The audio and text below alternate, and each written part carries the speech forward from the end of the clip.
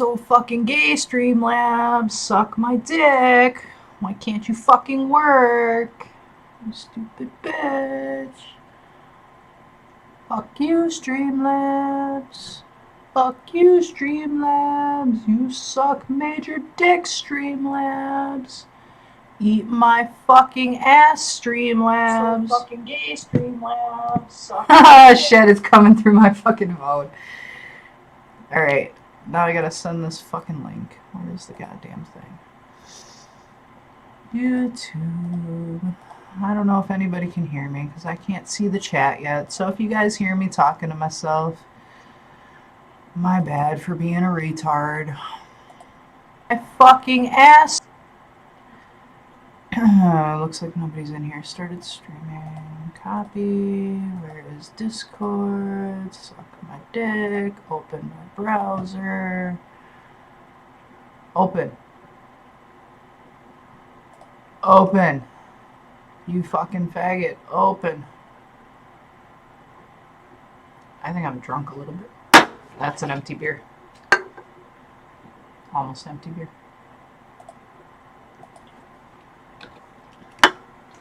Try again with this link.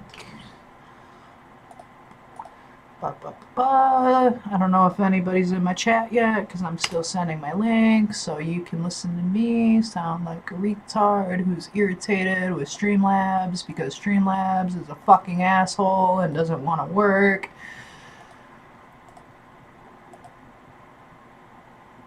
You hear me? Awesome. Yes, I am back. I am back and I am black. Back and I'm black. Back and I'm black. We should wait for some people to get in.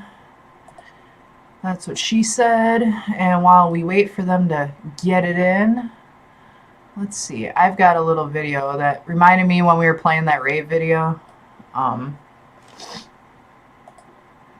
Here we go. How do I do this? Like this? Okay. Let's put this over here. No, you bitch, go here. Let me know if the audio is working on the desktop audio or the video. It's the email. What? The email. Hey, Strongbad. You like techno at all? If you do, what kind? Silent J. Oh, very clever. Well, it's not really my style, but I heard a techno song one time that went like... What's up, Sasson? Yay! Eliza, everybody's here. Come on. We gotta wait for and then this other part came in and it was like... And then there's... Okay, so I'm playing this old Strong Bad video because while I'm waiting for everybody to get back in here because that rave video reminded me of this. It was like... I don't know if you guys ever watched Strong Bad back then, but he was talking about what it would sound like if he made a techno song and he's talking about a rave, so I thought it was funny. So we're gonna play it real quick. What? The email. What? The email. Hey, Strongbad. You like techno at all? If you do, what kind? Silent J. Oh, she back. Yeah, we back. Well, it's not really my style, but I heard a techno song one time that went like... Doom, doom, doom, doom, doom, doom, doom, doom. And then this other part came in and it was like... Doom, doom, doom, doom, doom, doom. And then there's always some kind of high-pitched noise, you know, like a siren. It's like... And of course they have to put in the obligatory old movie quote from some sci-fi movie. It's like... The system is down. The system is down. The system is down. The system is down. I used to watch Strong Bad all the time when I was in high school.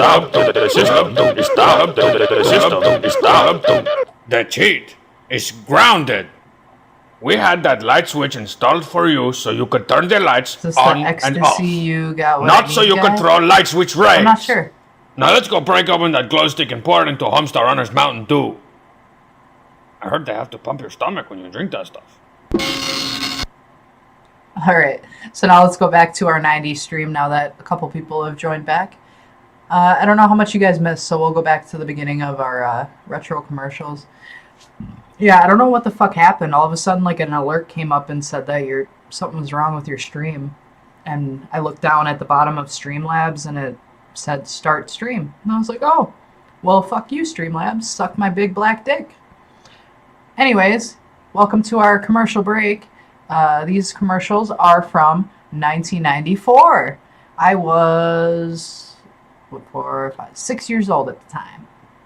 So here we go. How old were you guys in 1994? It'd be interesting to hear. Don't you think? Skin bracer aftershave. By men.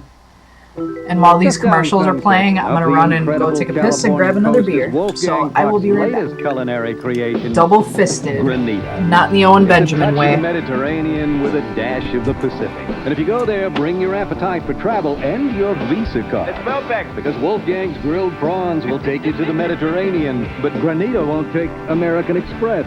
I love to cook, and I love to eat even more. Visa, it's everywhere you want to be. Hey, it's a huge Ace Dollar Day sale. There are values everywhere you look. Brushes and bulbs, Cords and cocks, glue and gloves. and more for just $1 each. So look into the Ace Dollar Day sale today. You'll see so many ways to save. Sophisticated engineering has made Lincoln Continental a surprisingly smart luxury sedan. In fact, it even knows a lot about you. It knows how long your legs are. It knows the sound of your voice. Call Tom. Thank you. Why, with its load-leveling suspension, Continental even knows exactly how much you weigh. But don't worry, it also knows how to stay quiet. This is the perfect time to try my new Polaroid Captiva. Smile! Hey, where's the picture? There's no picture? Did you see the picture come out? How can that be a Polaroid camera if there's no picture? It doesn't look like a Polaroid camera. It's not a Polaroid camera. Presenting the Polaroid Captiva. Your It's Bacardi sleek, burns. it's stylish. Its pocket-sized pictures stay in a special compartment till you take them out, so you're free to As long as shoot it and doesn't shoot. burn when it's coming out of your Yeah, penis, shake I the guess camera. you're all good. The Polaroid Captiva. The pictures stay in till you take them out. Does anybody's penis burn today? Mine kind of does. I never realized the world was so full of why you should get me. I hate fucking Charlie Brown. Coloring, daily shampoos and conditioners, plus the twice-a-week color refresher. It keeps my blonde brilliant. My red ravishing. Keeps our The Brew blonde is a color brilliant. refresher. Just Do you choose think your they shade. chose that Use line it in on the shower purpose? And hold on to perfect color, week after week after week. The new color hold system, only from Clairol. Hold on to perfect color. My grandma used to use Clairol. Tips for America's funniest home videos grand prize $100,000 Clairol, wash away the gray. $100,000. Then it's the new America's Funniest People with kid host Candace Cameron of Full House on America's Funniest Hours Sunday. Dave Thomas Your has a penis is dream fine, of it doesn't competing in tennis figure exist. skating and winning Oh, I'll gold. make it exist, Eliza. You're gonna get the biggest boner from me, you don't even know. Well, I did win a gold medal for figure skating in 1992. Soap does that, not drinking? No. Well, why are you putting soap in your dick hole? Full afternoon. You shouldn't be doing that. Like, that's not how you wash your penis. You wash the outside, not the inside in a cold aviation. drink. You still looking for a partner? Oh boy. The single combo just $2.99. Oh my god, I wish I could get a fucking Wendy's combo for $2.99. And I Jesus love Christ, my I go to fucking Wendy's by myself and it costs me like $12. Their love for Kellogg's Frosted Flakes. Anxiety, embarrassment, guilt. As far as I'm concerned, it's all part of a complete breakfast. Those crunchy flakes, that delicious frosting. Isn't it time you put it all out on the table? I know, it's embarrassing. I want it in my little mouth child. right now. The Frosty And that's just the Flakes. There's no denying it. Frosted Flakes have a taste adults have grown to love. They're great. I still have Tony the Tiger cereal bowls that I got from like, you save the box tops or some shit and you got send them in and then they send you, it was Tony the Tiger Olympics Superman get there in edition time? of the cereal bowls. Lois and Clark, Sunday. American ads look so weird to you? Although this be I should try to find 90s Australian ads. That would be It is interesting. available with highly For, advanced. okay, Eliza, next stream, 90s Australia. I'm gonna, if you see any links and you want to send them to me, please do, because I'll bookmark them, get them ready for next stream, next 90s stream. I'm gonna try to find Australian TV, Australian, whatever the fuck. Without slipping. Call 1-800-334-4BMW to arrange a thorough test drive. When I came to the U.S., I left all my friends back home. Introducing AT&T Fucking Eliza, Savings man. I with was an waiting for introductory it. offer. 50% off weekend calls to your special country anytime. To your special country? What did he just say? Jeremy. Then my sister. And Priya, she married you. Oh, I don't even have this on full screen yet. I'm sorry. Why didn't anybody tell me? I'm 4 beers in, you fuckers. Any weekend, AT&T. You send me some classic ads. Yes, please, Eliza, and hit me up in Discord. Send me as many links. After these You don't have to go out of your way if you don't want to. I mean, if you have nothing to do, go ahead. But if you come across any fucking 90s themed commercials, whatever, any videos that you come across, wow, that's a horrible fucking sound. Why would you do that to somebody? I used to have dark thoughts and hear screaming voices in my head. So yeah, if you come across any interesting 90s videos from Australia, just send them my way, please, because I will bookmark them and get them ready for next time. Just remember to bark at your doctor and make sure it's homosexual for you. Vegemite? What is Vegemite again? That sounds familiar. Allowing for an infinite amount of side effects. Other brands like Goliapin, Floopy Boopin, and Hunky Doogie don't offer any effects. Health risks are encouraged, but are often unappealing to small women and large children. Avoid driving at large machinery if you are ugly and pregnant, or risk double pregnancy. Remember what in the fuck is this? To see if the number 7 this is a fake one, isn't it? The Mind Melter life might change. Millions of plebes use Mind Melvin Clay. The time it taken Burger to behave the cable's way is the syntax error of 39 days. Carbon cable. More lighter than the last time you had cables. And said, Steve. Every time is all the time. Vegemite, it's an Aussie spread for toast. In the year 23,012 BC, Lenny, the traveling salesman... I don't know, I feel like I've heard that name Vegemite referred to something other than toast. Today, Thrifty Car Rental still offers historically low rates. You can rent a car for $30 a day? Damn. Simply check your phone book for the Thrifty location nearest you. Hold up. Renting that might be kind of low expensive. prices I think is nothing new to Thrifty. In fact, I think I rented one lower than that. Your neighborhood last time. Thrifty Car Rental, historically known for low rates. Vegemite is a delicious salty spread of amazingness that is beloved by all the world. I had a really hard time reading the end of that sentence. And it was all part of an Jesus all-season Christ. training program for the U.S. ski team made possible by Visa and its cardholders. Send you the recipe for the only card that helped train these athletes and the only card accepted at the mosquitoes. 94 Winter Olympics. I don't fucking know how to pronounce your fucking Mexican words. Ski jump in history. I'm just assuming it's Mexican because I know Major's Mexican. Or Major's not Mexican, he's Puerto Rican. But us white fucking conservatives / libertarians, whatever the fuck, anti-socialists, we're all racist no matter what we say, and we think they're all the same anyway. So it doesn't matter. You're just fucking Mexican, Major. It doesn't matter if you're Puerto Rican or whatever. You're just Mexican. Because you're all the same. That's what the left thinks that we think. It's the 21st Saucin, annual you're also American Music Awards. You're Mexican too. Performing live, Whitney Houston, Rod Stewart, Michael Bolton, and more. Whitney Houston! Reba McEntire, Tony Bennett, Salt and Pepper, the list goes on. The 21st... Oh, I skipped way too far, my bad, guys. Something else. What the fuck did I do? It's the 21st annual American Reba McEntire. I'm trying to avoid copyright and I'm just fucking it up so bad. You'd better try something else. I just keep clicking in the wrong spot. Doctors recommend it more than all I'm not a good brands. clicker. Selsun Blue. Doctor recommended #1. I'm not good with clicking. That's a man's job. Skin. Heal and protected with Lubriderm. The end of that sentence wasn't grammatically correct. Eliza, your Milwaukee public schooling is showing, not mine. Basic instincts to save your skin. It's time to find out why people are buying the Mercury Villager. You're thinking out the Land Down Under song. We all can't fit in here. The Land Down Under. Is that from that TV show? Wasn't there a TV show, The Land Down Under, or some shit? I vaguely remember like an intro, and there was like a car. I know, this sounds fucking retarded.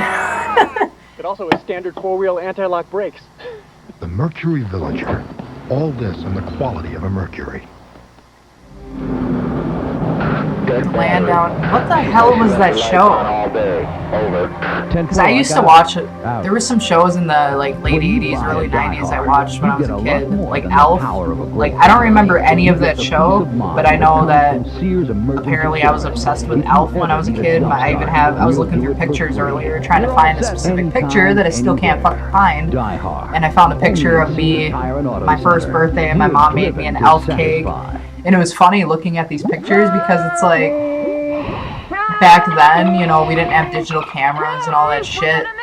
It was just, you know, regular cameras. You take the camera into Walgreens, and the Walgreens develops it, and then you come and pick up your pictures like 5 days later, whatever. You don't even know if they're gonna turn out, nothing. My mom took pictures of me fucking naked, covered in cake, like...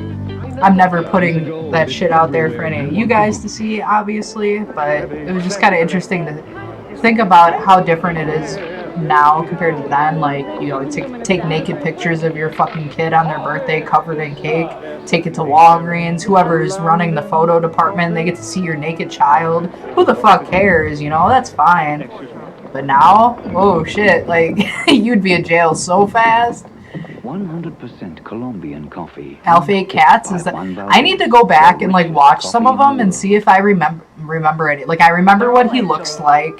Wasn't he like chilled with some dude, or was that some other show? I don't know, but I need to figure out how to go back and watch that show. Spill after spill, day after day. At times, I lose it. But the Land Down Under, isn't that a TV show? Only Brawny has thirst. Arms, is that you talking about? Yeah, Land Down Under, is that a TV show? I don't feel like looking it up, but I guess I'm going to. No, I'm not.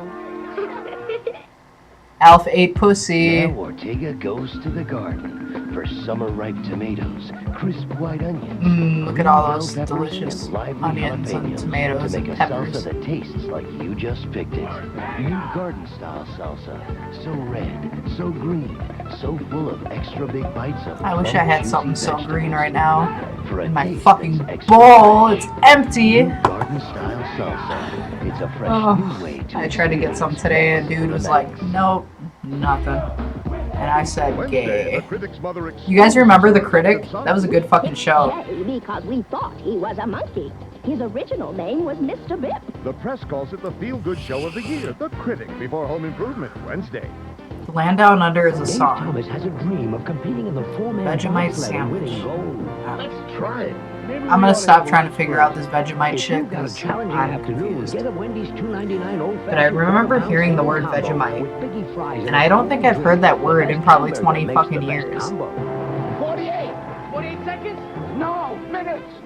Well, better luck next time. Yeah. Is that Dave from Wendy's? Quarter-pound single combo, now just $2.99. Man, Hey guys, what about Pierre's figure skating? $2.99 for a meal. Legend has it I that when wish. Lenny needed some wheels for his family vacation and only wanted to spend a few pebbles, he went to Thrifty, just a stone's throw away.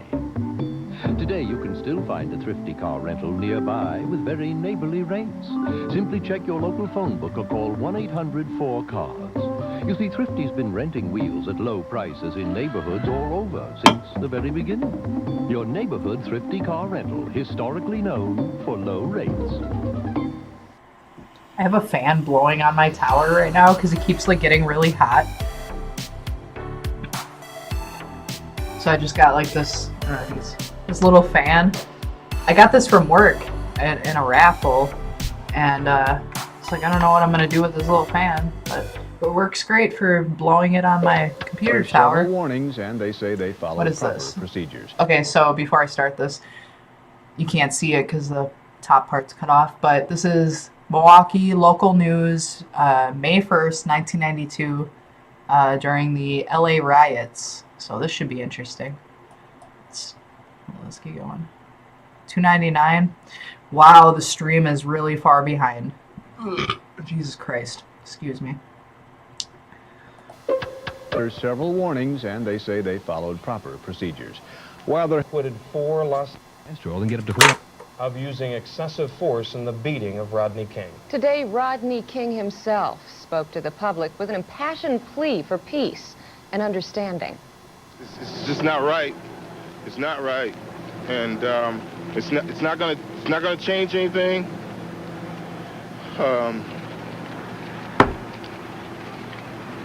We'll get our justice. They've won the battle, but they haven't won the war. We'll have our day in court, and that's all we want. And just, I love, you know, I'm neutral. I love people of color. You know, I'm not like they picking me out to be. We've got to quit. We've got to quit. You know, after all, I mean, I can understand the first upset for the first 2 hours after the verdict, but to keep going on like this, and to see the security guard shot on the ground, it's just not right. It's just not right, because those people will never go home to their families again. And I mean, please, we can get along here. We all can get along. Tonight, President Bush echoed the appeals of Rodney King. In a speech to the nation, the president says he's prepared to use whatever force is necessary to restore order in Los Angeles. The president made it a point to denounce the violence and assure the public that the verdict in the King trial is not the end of the process. A Justice Department investigation is in high gear that could result in more charges against the 4 officers. The federal effort in this case will be expeditious, and it will be fair. It will not be driven by mob violence, but by respect for due process and the rule of law. The president tonight also expressed his respect for He had police an elf officers, toy, Dirk firefighters, Bama. and ordinary That's citizens amazing. risking their lives to restore peace in While Los this Angeles. is playing, hold on. Across the country tonight, police are on alert right for back. protests last night in several cities. They got out of hand. Tonight, we're receiving few reports of violence or unrest in cities across the country. This is New York City. A crowd there threw an occasional rock or bottle and grew to about 1,000 at one point. But the crowd broke up peacefully with only a couple of arrests reported. There was also some violence today in Atlanta, Georgia. A curfew remains in effect there, and in San Francisco tonight. And in Madison, Wisconsin, 2,000 people rallied outside the city-county building. They burned effigies of LA Police Chief Daryl Gates and the 4 police officers acquitted in the King case. No arrests were reported in that demonstration. Milwaukee police have stressed the need for calm in the wake of trouble in other cities, and tonight there has been no trouble. Charles Benson is downtown at the Police Administration Building with the latest on that. Charles? Well, Mike, it's been very quiet on the streets of Milwaukee. So I It will, appears to be that I'm going to there are cover no the nudity on this disturbances picture, related to the anger but over here the Rodney is King verdict. the, In fact, we've been driving this is around me the when I city. was We've been 1, down on the lakefront, and it appears to and be my mom business made me as an elf usual cake. for both the police and the You can public. kinda see it. Now, earlier today, the police chief met with more than 20 sorry, I'm community like groups, and he retarded trying to says figure out how that to he hold has this. urged police to be There you go. sensitive to what's going on, and he's There you urging can the kinda see community part to of my also elf be cake. sensitive. The officers have been instructed to be very sensitive and not to initiate or instigate a situation. But on the other hand, to preserve the safety and the security of the city. We just have sensitivity in our community, and he's been definitely giving us that ever since he's come into office, that he continues that with his officers, and that they understand that when they go out on the street, that's what we expect. And our community also give them the respect that they need. And Mike, while it may be business as usual, I must tell you police are working Oh, that was my overtime hair, tonight. not a County ghost Sheriff touching deputies me. are also working overtime to make sure there are no problems. It seems as if they're ready for the worst, Charles, but do police believe if we get through tonight, for example, without any serious incidents, that the serious stuff is over? Well, we've had 2 nights of no problems, and every hour that ticks by is good. Their main concern, the big fear here, is that some small incident might escalate into a big problem. So far, that hasn't happened, so they're very happy the way things are going. Okay, Charles, thanks for that live report. We've got one final note tonight on the unrest in Los Angeles. It's a follow-up of sorts. You probably saw this horrible scene earlier in the week. A truck driver savagely beaten in the first hours of the rioting. This shit was His so name fucked is up. Reginald Denny, and he's still on life support. This but shit's his still condition happening has today been with Black upgraded Lives from Matter. critical to Pulling people serious. out of their fucking cars Denny and has a beating little them. girl, and friends think that's why he's fighting so hard to survive. Other news now in California at this hour. Police. The flames may be out, but a firestorm of controversy rages on after the assault. Hold on. In the movie Permanent Midnight, Ben Stiller plays the heroin addicted writer for Alf. Nice. So this video is when Waco happened. I found this. This is from 1993. On the Branch Davidian compound. Officials are starting to look for answers after doomsday in Waco. This morning, investigators began sifting through the embers of the Waco compound, searching for the... And just see, this is Waco, not Bertaria. Bertaria has not happened yet, but maybe in the future we'll see a video like this of Bertaria. Bodies of more than 80 cult members believed killed in the fire. In Washington, President Clinton says he gives his full support to the decisions made by the Attorney General and the FBI to end the siege. But the family members of those killed in Waco have bitter words for those they say must bear the responsibility for needless death. Under the blistering Texas sun, investigators comb the smoldering remains of the Branch Davidian compound. More than 80 people are believed to have died in yesterday's fiery conclusion to the 51-day siege, 24 of them children. Today, the FBI said it's not responsible for the deaths.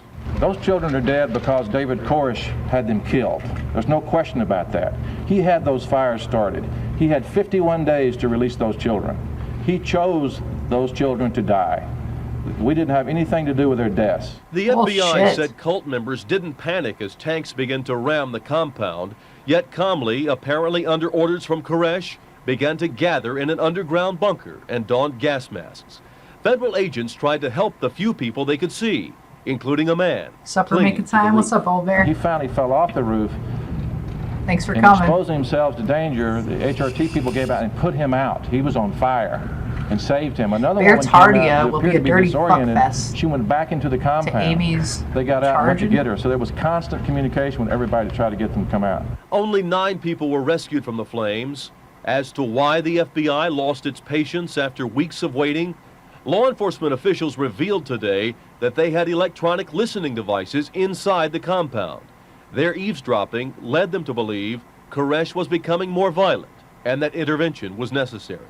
This afternoon, 5 of the survivors were arraigned in court on charges fucking stemming sad from the because siege. all the kids that are going to get killed because of they'll be able it, to provide like, some they don't clues deserve about it. life and death inside David Koresh's compound. It's my impression that, from what I understand, that it was to the government's advantage that the compound either be demolished or destroyed or burned, because the physical evidence that might have some opportunity of disputing their contentions is now destroyed. And tonight, the FBI cannot confirm reports that the children in the compound were poisoned before the fires began in an effort to ease their suffering. Who has the ultimate responsibility for the plan that went tragically wrong? President Clinton says he does, and he is offering a strong defense of his decision of Attorney General Janet Reno and the FBI. Andy Field is live in Washington with a report. Andy. Roz, the buck really does stop here at the White House. President Clinton finally took full responsibility for the FBI raid in Waco today in a news conference earlier this afternoon. He also says it's absurd to ask Attorney General Janet Reno to resign because they committed a mass suicide in the wake of that raid in Waco. And he says he welcomes an investigation into what went wrong. I have a statement I would like to read. Until today's announcement, President Clinton's Attorney General absorbed most of the blame for what happened in Waco. Today, the president said no. He gave the okay for the FBI to move in to help save the children in the cult compound. And I take full responsibility for the implementation of the decision. Yesterday's action ended in a horrible human tragedy. So not only is Bill Clinton a fucking rapist, he's also a child killer. A federal investigation into what federal on police camera, did right and wrong. If any congressional committees want to look into that, we will fully cooperate. There's nothing to hide here. This was probably the most well-covered operation of its kind in the history of the country. This is a very sad time in light of this terrible tragedy. You just remember Janet Reno told the president she wanted to tear gas the building in order to save children she thought were being abused and molested. She said experts there thought there was a possibility of mass suicide regardless of whether they moved in. But now the government will question if they could have waited longer.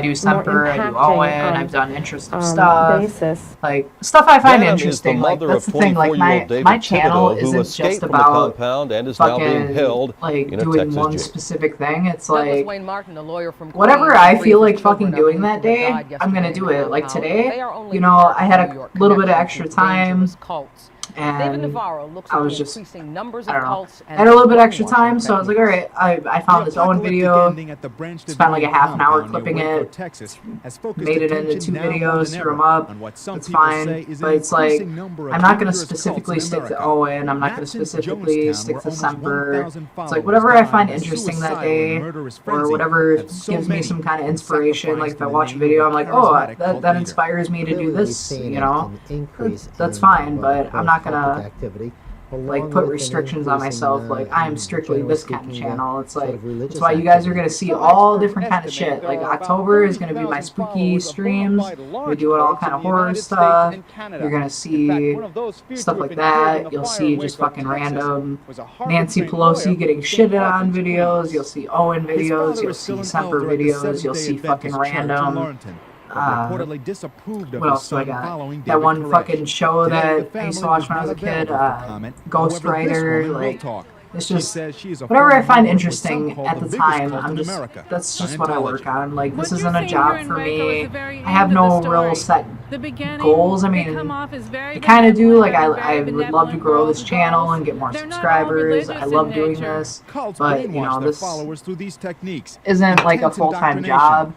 I don't get paid for doing this, except when you guys donate, which is fucking amazing, and I love you guys for it, and I appreciate every penny you guys donate, and it, you know, helps me out with all the shit that I do, you know, with, you know, whether it's helping me pay for the internet so I can keep uploading this shit, or paying for my subscriptions for my video editing programs and stuff that I use, you know, all that shit helps me keep this channel going. And I fucking love you guys so much for it, and I really appreciate it, and I get it, you know, it's hard times for me, it's hard times for a lot of people. If you can't afford it, don't fucking worry about it, it's fine, like, we're all still cool. I just enjoy doing this, I enjoy sharing the content with you guys, and I love seeing that you guys enjoy it. Like, it just makes me happy to know that the stuff that I put all this time and energy and effort into, that you guys actually enjoy seeing it. Answers in the it's rubble of the awesome. compound, saying some cult members may have been killed before the fire started.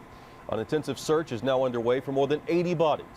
It was also a day in court for one survivor who claims authorities started the fire. Oh, sorry, I wasn't reading the chat. Eliza's probably gone already, but see you later, Eliza, if I'm still streaming when you come back. It's Corn, dude. What's up, Corn? Hey, you bitch. What's up, Ross? Arab. Fucking sand nigger.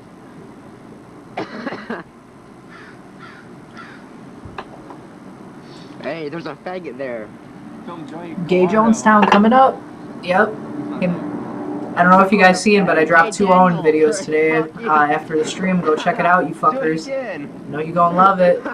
Mr. Grosvenor. Gravy squirts for everybody. You get a gravy squirt, and you get a gravy squirt, and you get a gravy squirt, Hey, it's your new toy. Does it work? and you get a dumpster pump. You're on live. Justin Elkins, man. He's gay. Just look at him. Zoom in on his face. Look at that wop. Look at that zit.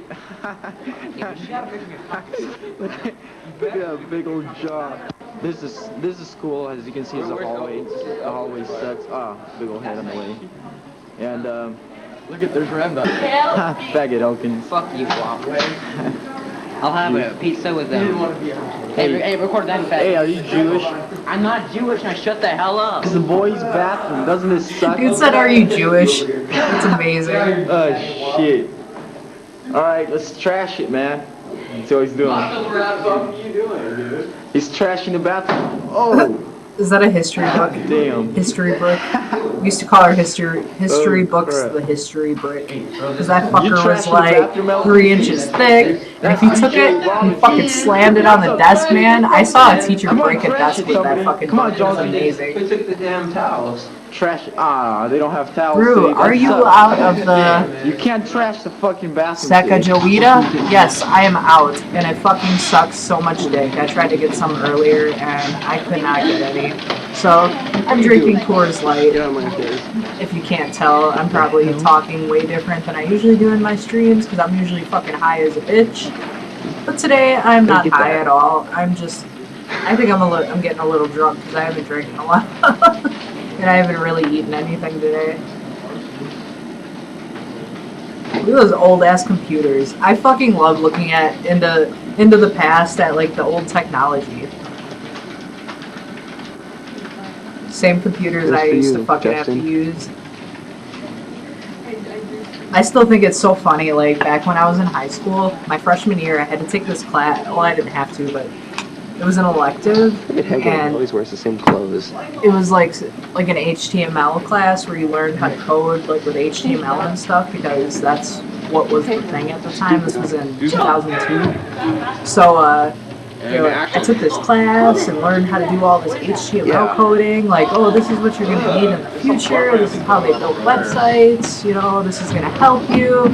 And by the time I graduated in 06, like, nobody used HTML anymore. Like, the only thing that class helped me with was my MySpace profile. Like, I got so fucking good at, like, editing my MySpace profile to make it look exactly how I wanted, because the colors the right way and the font and putting images where I wanted. Like I was so into that shit. Like I didn't have Facebook until like 2007. What'd you got to say, Jonesy, about was all MySpace you and this before school that. sucks? What about you? It's just crazy how it went from all that to now it's like I don't think anybody uses HTML fucking coding anymore. I don't even know how to do coding. Whatever it is now. Look at the damn lunch line. Fucking Elsie. What's up, brother? It's Courtney. Wildebeest. Hey, don't be recording Wildebeest, man. It's a fucking camera. Sites still HTML, there's just so much on top of it now. Hey, you know where I'm going this weekend? SeaWorld. Oh, God. There's the main track. You write code to generate HTML now? Wouldn't it just be easier to just write the HTML? Like, because I remember when I learned it, it was so fucking simple. Like, you do like the little brackets, and it's like font and size. And I don't remember all of it because this was like fucking 15, 20 years ago, but no, not 20. There's some chicken. I'm not that old. Like 15 years ago, but yeah. oh, you just noticed Saucin was here? Or are you guys just saying hi to each other? You might as well film like a on-stage performance by Korn. Saucin is always There's some here. weird people, dude. Where the fuck is Elt? So Elt was in the motherfucking Discord chat talking about, you know, talking about whatever we were talking about, and he was all excited about our stream. Now we're streaming. Where the motherfucker at? Which ceiling is he on? Go. Is that a ramen cup? Nice. That was nice. That reminds so them throwing shit. So that reminds me in high school we had one of our teachers. They told him he can either quit or he was gonna get fired for racism because he said that there are some very disrespectful black ladies in my class, and immediately the school took that as him being fucking racist and attacking black people. And it really sucked because he was a great fucking teacher. Like I was so excited. It was like my first week freshman year. I'm like, oh, this is gonna be great. It was a really good teacher. I was so excited. Nope, within a week, he was gone because of that fucking bullshit. And then they gave us, it was an English class. So get this. They fucking he retired early so that way he wouldn't like lose his pension and shit or whatever the fuck. So they get rid of this amazing English teacher and they replace him with a dude who barely spoke fucking English. And I remember his name was Mr. Obando, and he was constantly hitting on my friend Angie. We were 14 at the fucking time. And he's constantly hitting on her and, like, checking out her ass and all this stuff. And, like, I had said stuff to her about it, and she's just like, I don't give a fuck. Like, he's not actually, like, touching me, so if, you know, as long as I get a passing grade, I don't care. So I was like, okay, well, I guess if you don't care, then it's whatever. But it was just funny because it's like, how are you going to take this really good English teacher and fire him for some bullshit racism that didn't even exist and replace him with a teacher who barely spoke English? And then I remember one day, like, I didn't turn in homework or something, and he got all pissed. He's like, oh, I'm going to call your mom. And I was like, dude, don't call my mom. Like, you do not want to call my mother. She's at work right now, and she's not supposed to have phone calls at work. Do not call my mom. He's like, oh, no, no, no, no, no. I call your mom. I call your mom. I can't do a fucking whatever accent, you know. So I come with him in the little teacher's fucking workroom where the telephone was, and he looks up my mom's he's like, where does your mom work? So I was like, fine, she works at this company. He looks her up in the phone book, calls the company. He's like, yeah, let me talk to this so-and-so. I could hear my mom screaming through the phone. Like, I was probably standing like 6 feet away from him, and he's on, like, you know, the old ass telephones, and I could hear my mom screaming at him through the fucking phone, bitching that he's fucking, don't fucking call me at work, blah, blah, blah, blah. And he went from barely speaking English to having perfect English in an instant. Like, it was like as soon as my mom started snapping, he could instantly speak English. It was amazing. And he never fucking called my mom ever again after that, and he never gave me shit. But anyways, so the point of this, I seen them throwing ramen cups. So after him, they still didn't have a replacement. So now, I think it was the second semester, now I have another substitute teacher, Miss Dale, who was like probably 70 fucking years old and blind in one eye. So me and like my friends that were in the class, like, because we knew she couldn't like see on one side, we'd like shimmy across the wall where she couldn't see us, and we'd open the window, and we chucked every encyclopedia out the window. We took the computer keyboard and like unhooked it, chucked that out the window. Like, I know, it's dumb, right? Now looking back, I'm like, you dumbass fucking bitch. Why would you do that? But hey, kids are dumb. And this is just pointing out, the fucking Democrats want 16 and 17-year-olds to fucking vote, while 16 and 17-year-olds are eating Tide Pods and throwing encyclopedias out the window and destroying school property just because they have nothing better to do. But yeah, let's have them vote. Anyways, let's get back to this fucking video. This is December 17th, 1992. It's a newscast from Milwaukee. I don't know what's all on it because I didn't really watch all of it. But, so yeah, let's watch it. A friend you can count on in Yeah, Milwaukee. my mom scared the white man into his fucking ass. This is the TV6 News at 10. We have to stop the actual source of supply, and we try to go as high into the organization as we can. And TV6 News has learned that the Drug Enforcement Agency in Milwaukee is making a big dent in organized drug dealing in Milwaukee, making a record number of arrests in 1992. Drug agents describe it as the domino theory. You can drop off all your drugs here and I will dispose of them properly. Good evening. I'm Joyce Garbasiak. Vince All of them. has the night off. The DEA wants you to know the war on drugs is far from over, but the agency is infiltrating enemy lines. While you guys watch this, I'm going to go grab another beer, and I will be right back. And thanks for hanging out. You guys are fucking amazing. Becomes a front for big-time drug dealing. That's until undercover drug agents move in. They arrest this man, Kenneth Cross, who is now in federal prison for conspiring to move 80 kilos of cocaine. Federal agents confiscated Cross's 18 houses and 2 grocery stores. They arrested 16 other people suspected of peddling cocaine for Cross. Kenneth Cross is just one big-time drug dealer arrested in the past year. The leaders of the drug trade show up in many Milwaukee area neighborhoods. The Drug Enforcement Administration says it's been able to dismantle more big-time drug organizations than ever before.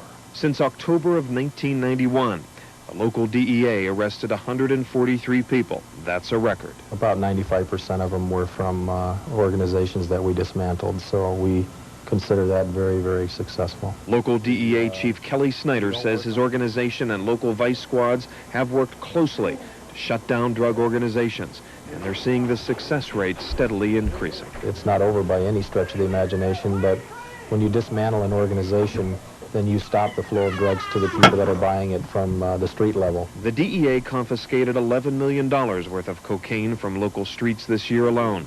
Although Snyder believes the war on drugs is far from over, he's seeing proof more youngsters are becoming turned off Throwing by stuff out drugs. of school windows was hilarious at the time. We just did stuff from the supply closet, bags in of the soap elementary that and splat. high school levels. Dude, And, like, hold on, so I gotta we pause figured this by because I don't want to fucking miss all this. So, like, we did some crazy shit. Like, I am an asshole. I understand. I ruined shit for the children who came after me, and I'm sorry to those kids. But when I think it was my sophomore year of high school, our one of our science classes, they taught us how to make some kind of slime, and they let us make slime in class and then take it with us. That's not a good fucking idea for a bunch of kids going to a ghetto ass fucking Milwaukee school, because you know we're gonna do some badass shit with it. So me and my friends, who she wasn't in the same class as me, but she had that same class, like a different time, like a different. I had block scheduling, so it was like a different block, instead of period. So I only had 4 classes a day, but they were like an hour and a half long, and it fucking sucked. Except it was great for fucking woodshop. Like, I loved being in woodshop. But sitting in fucking English class for an hour and a half, like, just fucking shoot me. I'm gonna get drunk and go to sleep instead of doing my fucking schoolwork. True story. But anyways, I forgot what I was saying. God damn it. Oh, so we made this slime in science class, and me and my friend, after school one day, we were walking the halls, like, or no, it wasn't even after school, it was during lunch. We were skipping class, and we went around, and we were, like, we were taking chunks of the slime and shoving it into the locks of all of the fucking doors, like, I think it was the 2nd floor, because that's where all the science, yeah, it was the 2nd floor, because that's where the science rooms were, and we went around the entire 2nd floor shoving slime into the locks, because once it got in there, and it sat for a couple minutes, it started to harden, and then they couldn't fucking unlock the doors anymore. So we were like, we fucked up so many doors with that shit. And then after that, they were like, nope, you guys ain't making slime anymore. We were fucking dicks. Like, I did worse shit than that I cannot say on stream. But I will tell you guys in Discord if you guys ever want to hear about it. But yeah, so let's get back to this newscast now.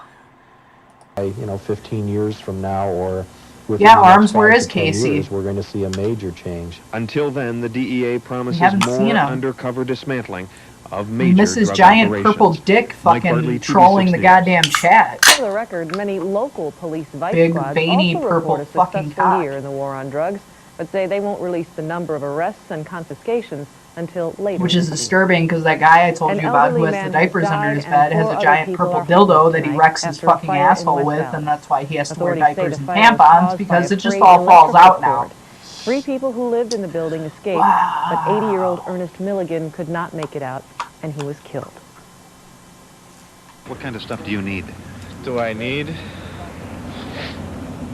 My grandfather. That's all I really want. Next-door neighbors are collecting donations of clothes and furniture for the survivors. You can drop items off at 1027 South 84th Street in West Allis. A fund has also been set up at the Tri-City National Bank on 109th and Greenfield. Okie Dean sent him a link so he can come get his girl. We have a warning. Bitch, I'm gonna come get his fucking fruity ass. His butthole is gonna be so floppy when I'm done with him, like, you don't even know, basically. Labels on them with these numbers. The code number is E127417, and the issue number is F3362. Now, the phony labels also say the electric candles have been approved by Underwriters Laboratories, but they have not. Officials say you should unplug the candles right away. Time out for you, you fucking towelhead. In tonight's TV6 Crime Fighters report, police are. I mean, I'm only saying that because you have a towel on your head in the avatar, not because I'm racist. Not racist. When someone threw a Molotov cocktail through the window of his aunt's apartment building near 12th and Atkinson. He is still hospitalized. Don't take my job away. More than anything else. I want to know why they did that. Whoever did it, I just want to know people who did it. But Milwaukee police say they have few leads in this case. So if you have any information, please call police at the they used to fucking throw firebombs, man. 7302. Again, 935-7302. Oh, it pisses me off so much when the fucking babies and kids get hurt. Of a new program designed to discourage truancy. Anyone hurting kids should be fucking castrated. And here's how it works. Truant students will be picked up and taken by police very, to a very holding hot room metal at one of two pokers boys shoved and girls slowly clubs into in their Milwaukee. dick holes. They'll remain there until their parents pick them up. For a long time, they think, well, the cops don't care. I can run around. The schools don't care. Well, this is And see, you know, I'm gonna pause this for a second. You guys all know I used to work for an online bondage store, and I came up with this great fucking idea because we sell cock cages. Here, I got one right here. Okay, because some people apparently think I'm into bondage. No, I'm not into bondage. I just used to work for the place, and I think it's funny as fuck, and I have a dark sense of humor, and I don't get all fucking offended, so I can joke around about fucking stretching your dick hole to the size of a quarter. Like, I don't care. Like, I'm not into it, but I like to talk about it and joke around and theorize about different things. So anyways, I have this. This is called a cock cage. And you put your dick in. This is obviously never used. Like, the plastic's still here or whatever. I just got it because I get free shit from there sometimes. But yeah, I was like, you know, what you need to do is take these and make them out of barbed wire and assign, instead of, like, you know how the cops assign people to have, like, ankle monitors and shit on? You fucking make a bunch of those with barbed wire on them for pedophiles and rapists, and you fucking make them wear that shit.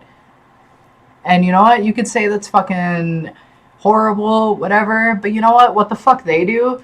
Their victims have to live with that shit for the rest of their fucking lives.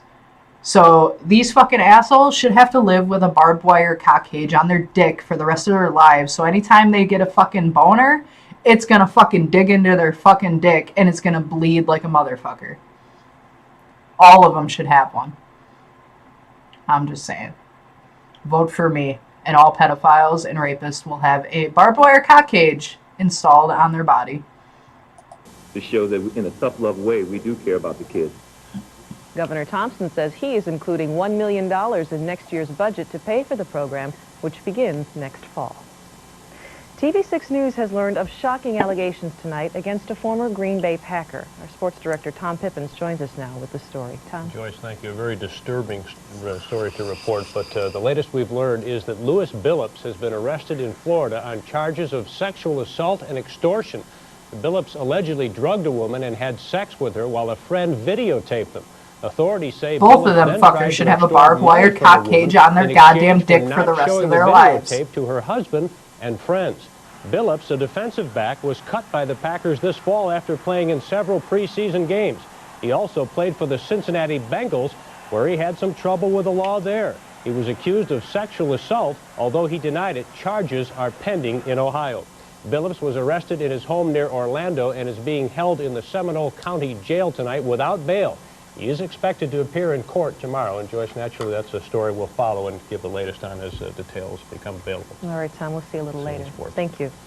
5 white police officers in Nashville, Tennessee, stand accused of beating a fellow officer, a black man, on undercover assignment. Officer Reggie Miller was working undercover Monday night when his pickup truck was stopped on this street for a traffic violation.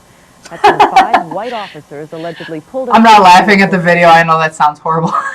I was just reading comments from, because my stream fucking went down in the middle of it on the first part of the stream. So Top Feed Cocoa Butter went and said, "Oh shit, okay." Or no, he said, I hate how YouTube does this. First he said, "I'll be that guy first. What's up, Synth?" And then Top Feet Cocoa Butter says, "Oh shit, Okie BB. Fuck you too, Okie." Amazing. I love it. I love when you guys leave comments. Comment the shit out of my videos. I fucking love it. You guys are funny as fuck. We've got officers on the street who, when they see black people, black citizens, feel that they have a right to abuse them. That's the issue. Even if you just fucking troll my comments with stupid ass comments, I don't fucking care. You guys are fucking funny. Officers, if that turns out to be applicable. And 4 Detroit police officers accused of fatally beating a motorist earlier this fall have been fired. The officers were fired after an administrative hearing today. 4 of them face criminal charges in connection with the beating. Overseas, U.S. and French troops are being greeted by cheers in the beleaguered Somali town of Baidoa. But some soldiers are shaken by what they see in the town nicknamed... Oh, and don't forget to hit the like button, everybody. I think you guys all did it, but just in case anybody forgot, hit that fucking like button. Boxes up. Rub his bald little fucking faggy head. If you rub it enough, Owen will squirt gravy into his own face. Somalis suffering from starvation. And one Marine sergeant cried as he looked at the crowds of poor, hungry people. But the troops are glad the armed clans did not challenge them as they try to get relief supplies into Baidoa. We were able to do a lot of waving, a lot of smiling, and no shooting. What the fuck happened? Nobody's chatting. The American Come and on, French chat, you troops bitches. encountered no resistance. The local Somali warlords stacked all their weapons at the airport, and a group of security guards stood in formation, asking to be turned over to the American command. The Marines Dr. wasted Anal no Hook time has getting to spoken. work. They escorted two Chat, trucks loaded with motherfuckers. supplies to an orphanage. The orphans I'm just sang playing. songs to welcome I've had the too many troops who beers. were surrounded. Take my anal hook away before I hurt somebody with it. For itself. Take it Just away. look around, Take and it away. if you want a definition of the word need, I think it's better in a dictionary.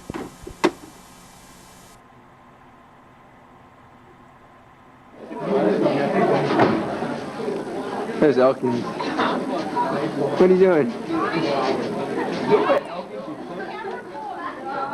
She's gonna break the camera. Shit, fuck. Come get your girl. That's fucked up. I can film you. Yeah, he just walked him off the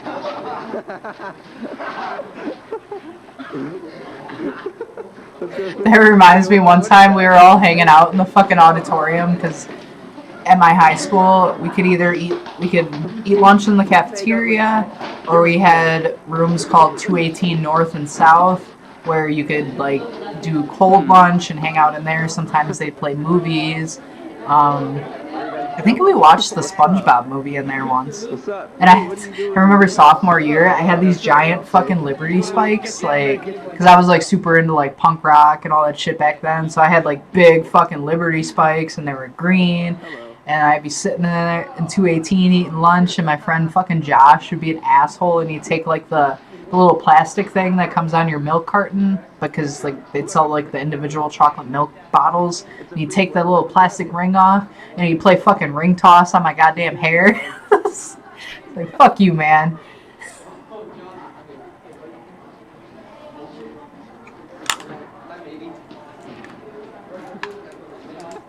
Daniel. Yeah, they kicked you down the hall. Whatever you believe, it's okay, but even though it might not be correct, whatever he says, Yeah. something like that. Give me one, bitch. I'm really hungry. I didn't eat breakfast. Yup, I am Sawson's girl, and Sawson is my main bitch. Brew's main bitch for life. And Sawson, if we ever meet in well, we are gonna meet in person someday, because we're gonna hook up, and you're gonna have the Golden Girls house, and me, you, and Eliza, we're gonna move into Sawson's house, and we're gonna say, fuck you, Boulder, you live in the shed outside. And we're all gonna live in your house like the Golden Girls, and it's gonna be amazing. He's gonna go look at it. But when we meet, we're gonna go get, I don't know if you like tattoos, but I don't care. We're gonna go get tattoos. You can get Brew's main bitch, and I'm gonna get some kind of Sawson tattoo.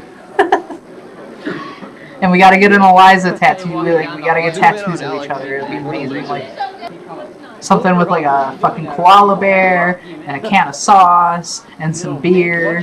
It'd be a fucking amazing tattoo. Sauce-taria for life. That's right. Nick, walk across the hall. Come on, Nick. He doesn't want to be on damn. Come on, Nick. Get that action in the corner. Get that action over there in the corner. Hey, John, why don't you say how you smoked weed last, last year? Why would you say that to the camera? Why? Why not? It's not on. This Asian kid, okay, so, I don't know, hopefully I'm talking loud enough over the audio, but this fucking Asian kid is just reminding me of, when I was in high school. I'm trying to think what year. It had to have been, what year was it? Freshman year? Yeah, no. Sophomore year, because I was sharing a locker with two of my friends. We all got our own lockers, but me and two of my friends, like, we would always meet up anyways, like, in the hallway, so we're like, oh, let's just share a locker because we're all gonna fucking meet up at the same time anyways. So we would meet up in the hallway, and say West Side. that wasn't the point of the story. My bad. So yeah, that was sophomore year. So I was outside of school in the morning, getting ready for school to start, and this dude that I knew who he was, I just didn't I didn't know him that well. He was like friend of a friend type thing. Well, he walks up one morning, we're all standing outside in the morning, and he's like, hey, you guys want to go smoke some weed? I was like, fuck yeah, like free weed. I'm not turning down free weed if you think I'm stupid. So we go like half a block away from the school. There's like an alley. So we go in the alley and we duck down behind these garbage cans, and he's already got a bowl packed, and he's got like a metal pipe and he's got it packed already. So we duck down behind these garbage cans, simping for saucing. So we duck down behind these garbage cans and we're smoking this bowl, and I'm fine, right? All of a sudden, we start walking back to school, and I start blacking out, man. Like, to this day, I still don't know what the fuck was in that weed, because I've never had weed do this shit to me. Like, there had to have been something in there, and if any of this makes sense to anybody, and you can tell me, like, what it was, you know, or what you think it might have been, that'd be awesome, because still to this day, I have no idea what the fuck was in that shit. It'd just be cool to know. So anyways, we smoked this weed. We're walking back to school because school's about to start again in like 10 minutes. So we're walking down the alley back to school. I start blacking out, and it's like we walk away from the garbage cans. I black out. Next thing I know, we're halfway down the block, and I'm like, how the fuck did I get here? And then I black out again, and next thing I know, I'm laying outside of the school on the east side of the building by the attendance office, but I'm outside of the building wherever that door is, and I'm laying on the ground, and I remember like sitting up, and it felt like I could like you know how it feels like you're spinning? Well, it felt like that, but it felt like I could actually like see everything as I was spinning. So it's like as I'm spinning, I'm outside of myself, and I'm like seeing everything behind me and in front of me, and I'm just going in circles, and I'm fucking like sick as fuck, and I just lay on the ground trying to make the shit go away. The bell rings. I black out again. Next thing I know, I'm upstairs because my locker was on the 3rd floor. I black out. I come to again. I'm on the 3rd floor, walking towards my locker, and I see my friend Angie standing there, and like she just has this look on her face like she knew something was wrong, and she's like, are you okay? Like, what's wrong? And I just fucking looked at her, and I puked all over the goddamn floor. Like, it was just like, bleh, all over the fucking floor in front of our locker. And one of the art teachers seen me puking, so she runs over. She's like, what's going on? Let me get an administrator. They take me. I remember walking down to the office, and it felt like my legs were like fucking rubber. Like, it reminded me of years after this happened, I did mushrooms, and it kind of, now thinking back, it kind of felt like that, like how your legs kind of feel like rubber when you try walking up and down stairs when you're on mushrooms. But I wasn't hallucinating and shit like mushrooms, so I don't think it was mushrooms. But whatever it was, it made my legs feel like I was on mushrooms.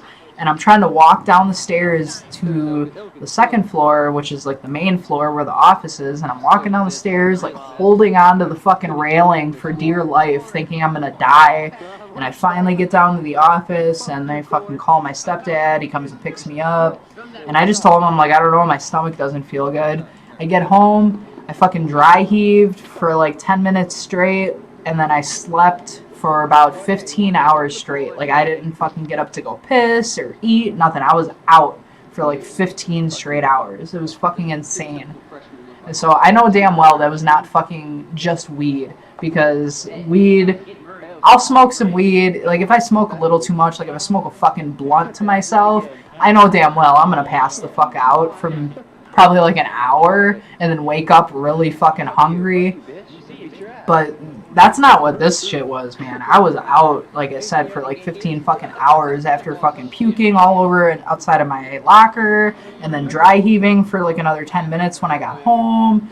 And it was just, that was fucking horrible, man. It was like, after that, I'm like, yeah, I'm not smoking with people that aren't like immediate friends anymore. Like, yeah, like, I knew who he was, and he was a friend of a friend type thing, and I thought I could trust him, but no, you never fucking trust weed from anybody. That's why, like, when I go to concerts and people, oh, here, hit this. Like, fuck no, nigga. Like, I don't know what the fuck you put in there. You could have fucking jizzed in your fucking blunt. Like, I ain't smoking that shit.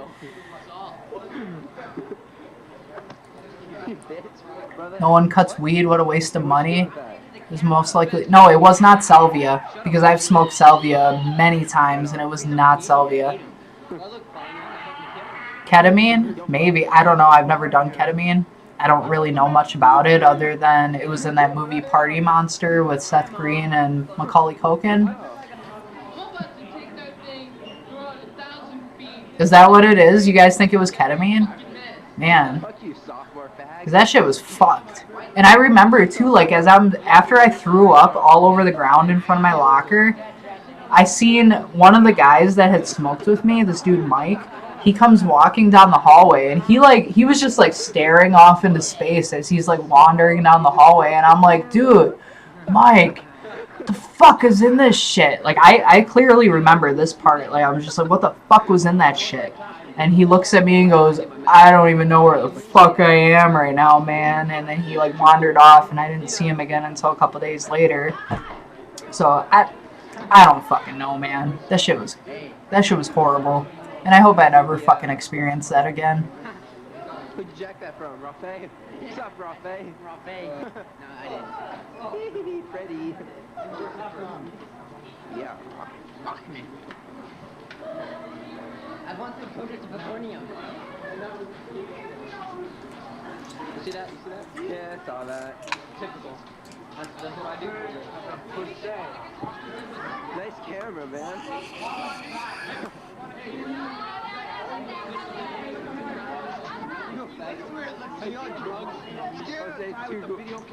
Salvia, good times? Dude, how can you have a good time on fucking salvia? What is wrong with you people? Dude, okay, for one, salvia tastes like a motherfucking basement.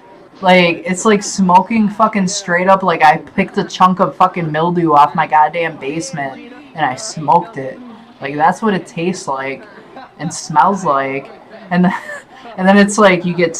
Every time I've smoked it, I'll hit it, and then as I'm exhaling, it'll start at my feet, and it works its way up, and it goes all the way up to my head, and it's like tiny fucking needles stabbing me all over my body, and I get really hot, and it's like a wave of needles and hotness, like, washes over me, and it's fucking horrible. And then I was like... I remember the last time I did it, I was sitting in my apartment with like my ex-husband and some of our friends, and we just bought a brand new bong, and it was all pretty and clean, like, this is brand new, there's no weed mixed in this, nothing, we're gonna smoke straight salvia.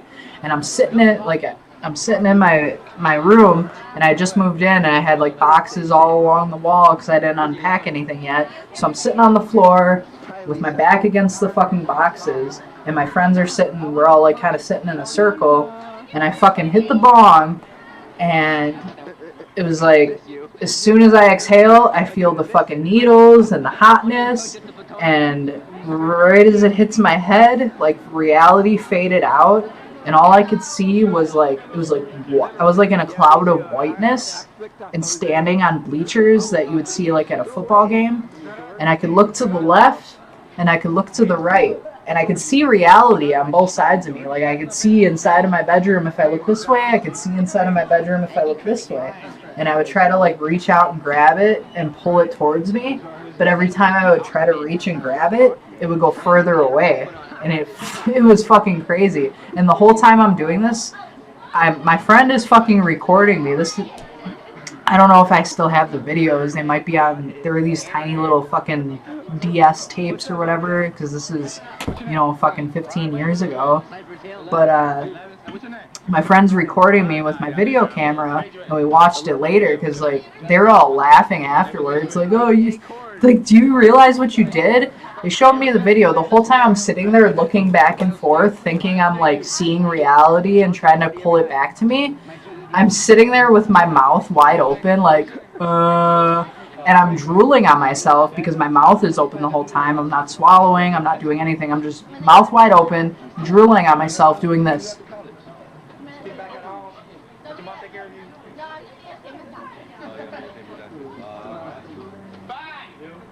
And I was just doing that for like 5 minutes straight, looking back and forth with my mouth open, fucking drooling everywhere.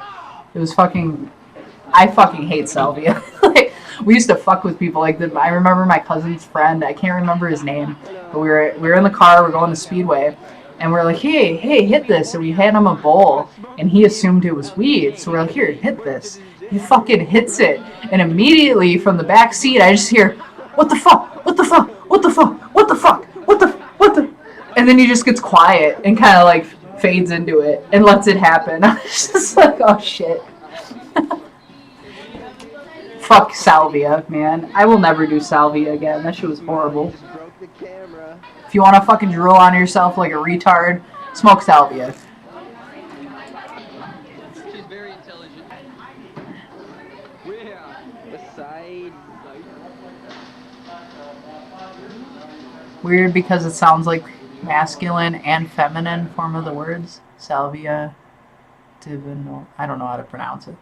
From Channel 12's 24-hour news service. Salvia. Go to sleep for 45 seconds and meet God. Yeah, I never met God. I just fucking drooled on myself like a retard. Meteorologist John Malone, Tom Sutton, and the Channel 12 news team.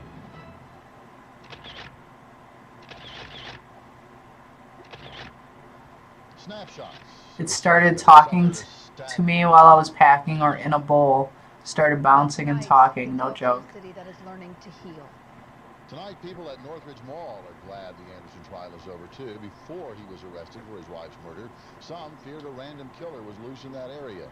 The verdict eased their concern. We know that they listened to many hours of testimony. Some of what Northridge Mall does not exist anymore. and we feel that the jury came up with the best decision possible. There's a channel. She also says the verdict reinforces that Northridge is a... If you guys are interested, I'll post the link. But there's a channel that explores abandoned places.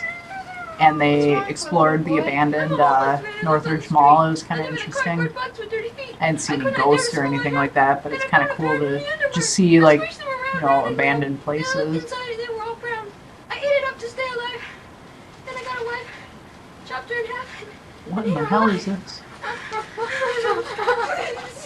Spare me $1. This is called Homeless Man Rare Go get Freestyle. yourself some new clean feet. 1993.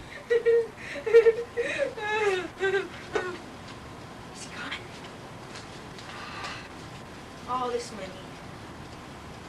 Sucker!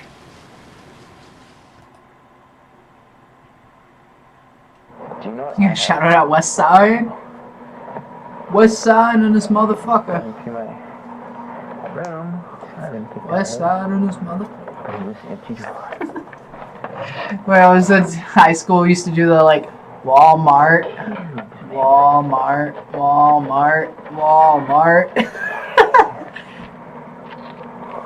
The hell is that? Is that fucking acid? The cubes, nigga, the cubes. I remember when my friend Amanda did fucking acid. She had Teddy Grahams laced with acid, and we were on our way to Summerfest. She's black, by the way. So it was her, and then me, and 2 white guys in the car. Both white guys had their heads shaved because they were trying to join the fucking army at the time. So we're driving, and she knew all of us. We were all like best friends, and we're fucking driving. She eats this fucking Teddy Graham like before we pick her up. Apparently, all of a sudden she starts flipping the fuck out in the car, trying to open the door and jump out and shit because she thought we were all Nazis and kidnapped her. I was like, dude, like calm the fuck down. Do not jump out of the car, please.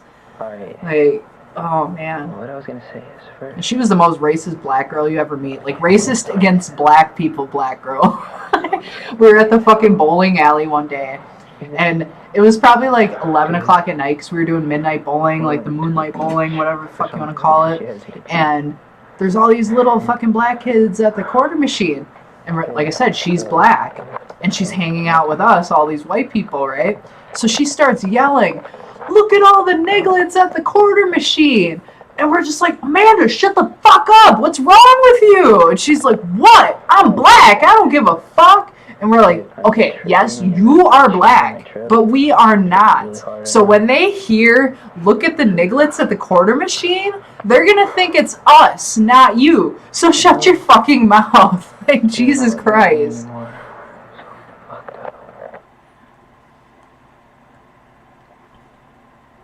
What's up, man? What's up? How long has it been since you smoked?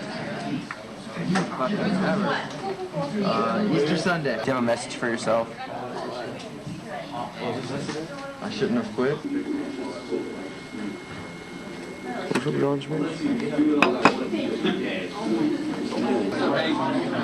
What's up, man? I'm black to you?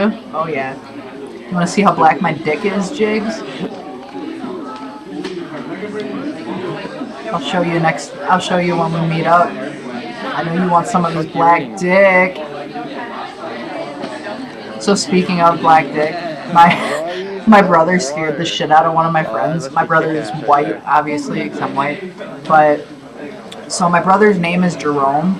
A lot of people assume Jerome is a black name, even though my grandpa, who is German as fuck, or was German as fuck, and very racist, and would drive around on a Harley with a swastika on his fucking helmet type fucking racist.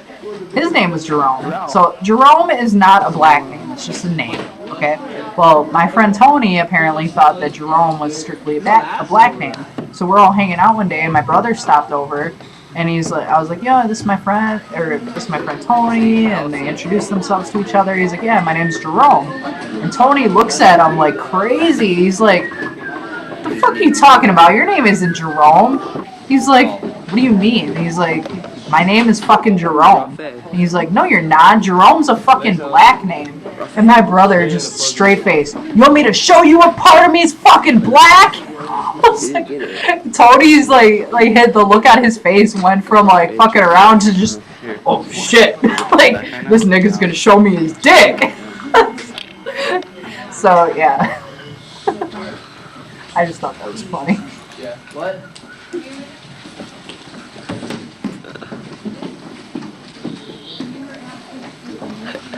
This is funny stuff.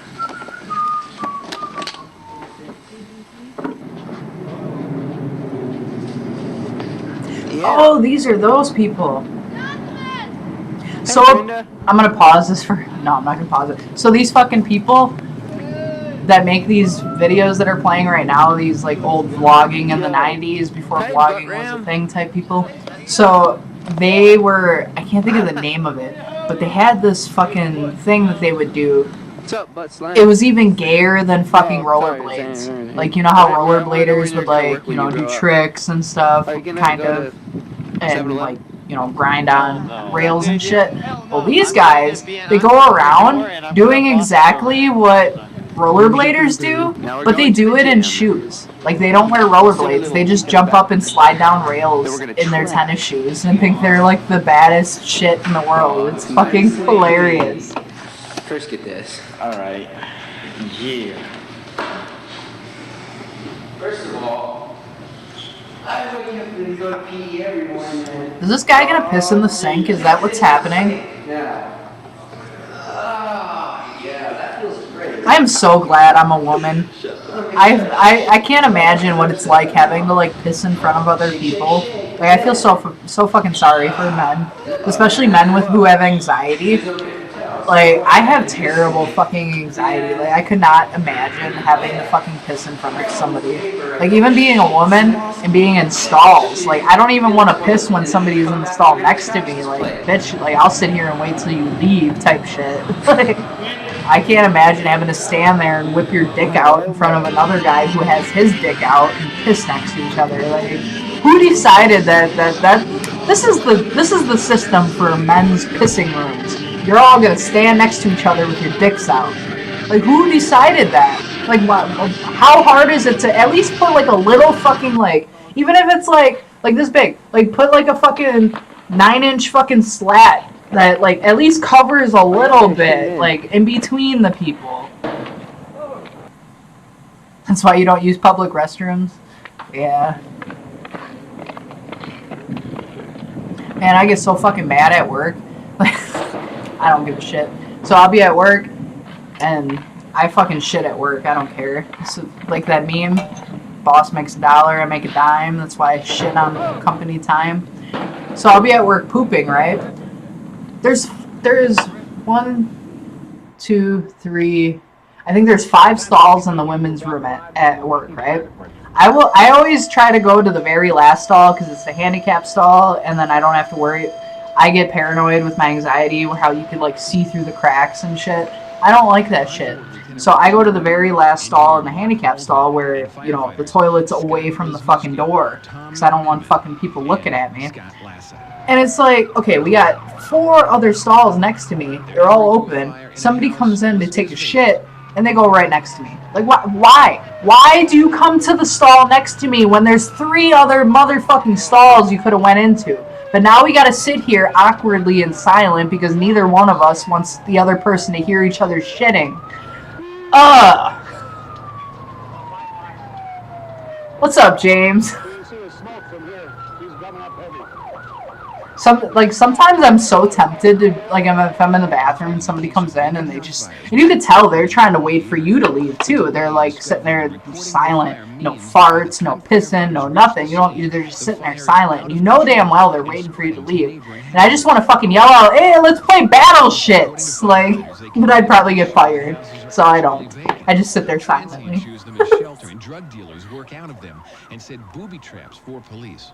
In fact, these firefighters were warned that there could possibly be bear traps inside of this fire. Coming out the back, kid. Yeah. And I do have to say, I am so jealous of all men because if I had a dick, oh my god, how much fun would that be? Like, if I'm bored sitting around, like, I got shit to do, man. I would find so many things to do with my dick, like fling it around like a helicopter. I saw a meme that gave me a great idea. Like, I'd see how many donuts I could stack on it. I would try to flick popcorn into my mouth off of it. I wouldn't go as extreme as my sister-in-law, though, because my sister, booby traps, my sister-in-law would tell me that if she had a dick for a day, she would try to slam it into a door. And I'm like, dude, like, I don't even have a dick, and thinking about slamming my invisible dick into a door hurts. Like, why would you do that? I don't want to slam my dick into a door. I just want to stack donuts on it, and I want to flick popcorn into my mouth off of it. And I'd probably, like, jerk off a whole bunch just because. Let's see how many things I could stick it in. I'd probably get it stuck in a few things. Like, you know, that Weird Al song, Weenie in a Bottle. That would be me. I can't. Let's see. Mactastic Shagswell. What's up? I feel like you're somebody that I know. But I could be wrong. Because you sound like a troll account. If Mactastic Shagswell is somebody that I know, send me a message in Discord because I'm not gonna put it out there who you are, but if you're somebody I know, send me a message so I know who you are. I won't give it away, but I'd at least like to know who the fuck you are, because it just sounds like a troll account. And so many of my friends have millions of troll accounts, so I never know who the fuck is fucking with me. I myself have troll accounts too.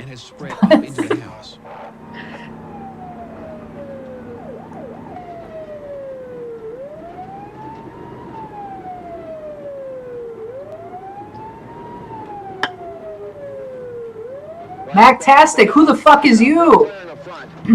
Which one are you? Or are you just seriously for real like a random person that just found my stream? Because if you are, cool, stick around, because you never know what the fuck you're going to see on my channel, man. It's like I was saying earlier, I don't stick to like a specific fucking thing that I do. I fucking,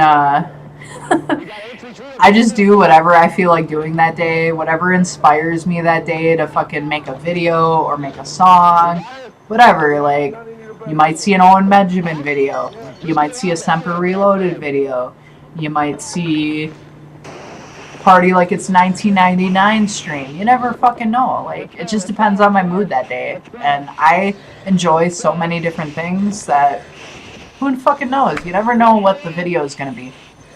And just because you don't like one doesn't mean you're not gonna like another. You know, I got one fucking faggot that follows me, and every Owen Benjamin video I post, he thumbs downs it. But he still sticks around, so he must enjoy, he or she, or Z, or Zen, or Zer, or fucking ass fucker, whatever the fuck. I'm drunk. I can't think of fucking clever names. But, you know, I don't know, man.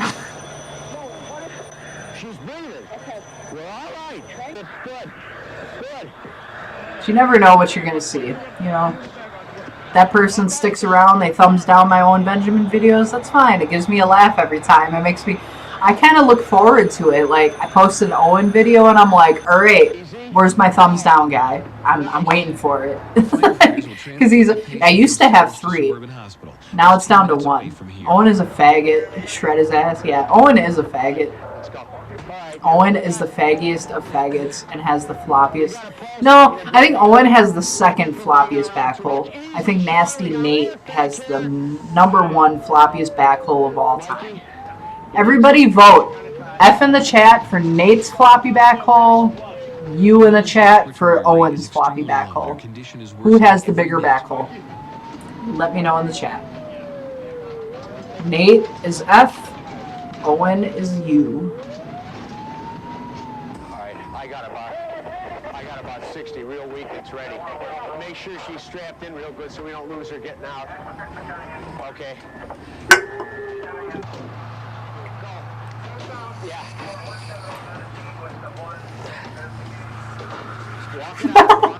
You. Okay, we've got 1 vote for Owen. Walk it out. Good. Drop it down. Okay, smoke inhalation victim approximately 8 to 10 minutes. Who's got the floppiest of back holes in here? Is it Owen or is it Nasty Nate? This is just one of the things about the job that we have to deal with. Justice for Sing-Along Bear. Okay, we got 2 votes for Owen's floppy back hole. Anybody gonna vote? Anybody else gonna vote? You little bastard. With the camera bag right there, bitch. Look at that zit. Owen is Hollywood gay bar loose. Nate is backyard cousin loose. Yes! Owen is Hollywood gay bar loose. Nate is backyard cousin loose. Okay, so we can make this into a song. We just gotta add 1 word. Owen is a Hollywood gay bar loose. Nate is a backyard cousin fucking loose. Yes!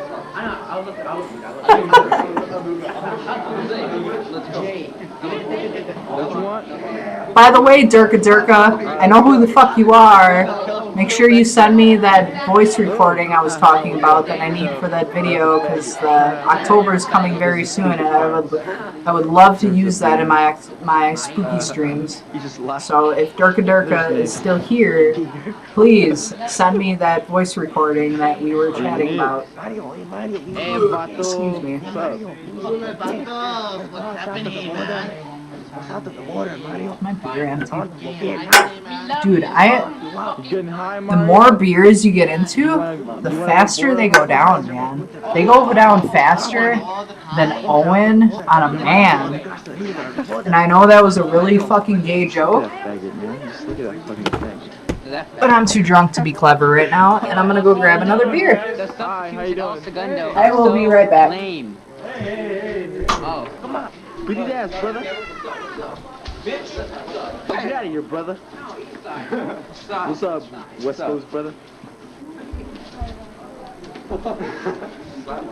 People think she's fine. I don't know, though. Your breath stinks, Sans.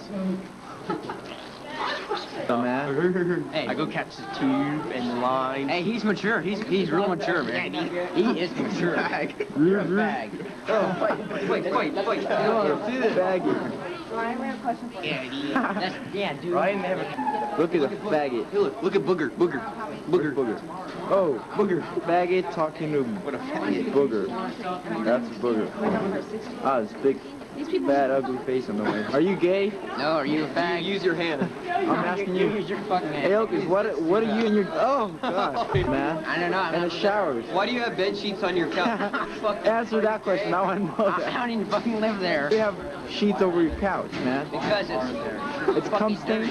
No, it's not cum stained. Yeah, from you and your dad jacking off, huh? No, that bitch over there is so fat and nasty. Right here. I got one more question for fat bitch, man.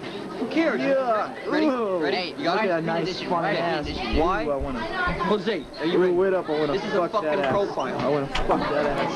This way. Closer. Not. Yeah. Booger is a faggot. Who's Booger? What a faggot. Oh, what a pussy, man. I kind of take offense to that because Booger was my nickname growing up, not from like regular people, but my brother would always call me Booger because apparently when I was a kid, so to put into perspective, my brother is 10 years older than me, so around the time that he named me Booger because of what I was doing, he was like about 13, 14, and he was basically raising me because my mom was out working or at the bar or whatever, so it was me and my brother. So I had this fucking disgusting habit, because children do disgusting things, is I would go up to my brother and I'd fucking blow my nose on his shirt because I thought it was fucking funny. And so he nicknamed me Booger, and to this day, I'm 32 years old, and he still calls me Booger. And my niece is, I think she's 15. Yeah, she was born in 05, so she's 15 this year, and she calls me Auntie Booger. She signs all my Christmas cards and birthday cards as Auntie Booger. All my presents is Auntie Booger. It's awesome. I fucking love it. I embrace it. But they're the only ones allowed to call me that. You fuckers, no. You guys don't get to call me that. Just like my I don't know. My family calls me Missy, even though that's not my real name. Obviously, you guys know Missy is short for Melissa, which is my real name, but my family calls me Missy, and I'm cool with that. But then when I hear like normal people that aren't my family, like if I have my friends or whatever call me Missy, it just sounds weird. Like it's not right. I'm a junior. All right, man. Like you didn't know. Is that Davy Crocco? Did I miss Davy Crocco on this stream? Dude, I forgot what the fuck I was watching, but yeah, I did. Maybe it was this video. And I saw somebody who looked like Davy Crocco. And I actually like looked it up and like was like comparing it. I think it was this video, man. It's a cool place. And fuck 98 rules. How many in are we? Let's see, there's one empty can there, and I have one can here that I didn't open yet. And I think I had 3 before that, so 3, 4. I'm on number 5, I think. Alright, let's see what's Number going on 4. inside. What are you fucking counting all my beers, man? Or are you talking about your drinks? Are you the ghost that's in my house? Alright. Fucking with me? Making noises and shit when I'm trying to sleep? And then I just like pretend that I'm asleep and don't hear it because I'm terrified. Even though I love horror, I love Halloween, I go ghost hunting, but I hear that shit in my house in the middle of the night when I'm all alone, and I'm like, nope, I'm just gonna sit here and play the quiet game and pretend I don't exist until it goes away. It can't hurt me if it doesn't know that I'm here.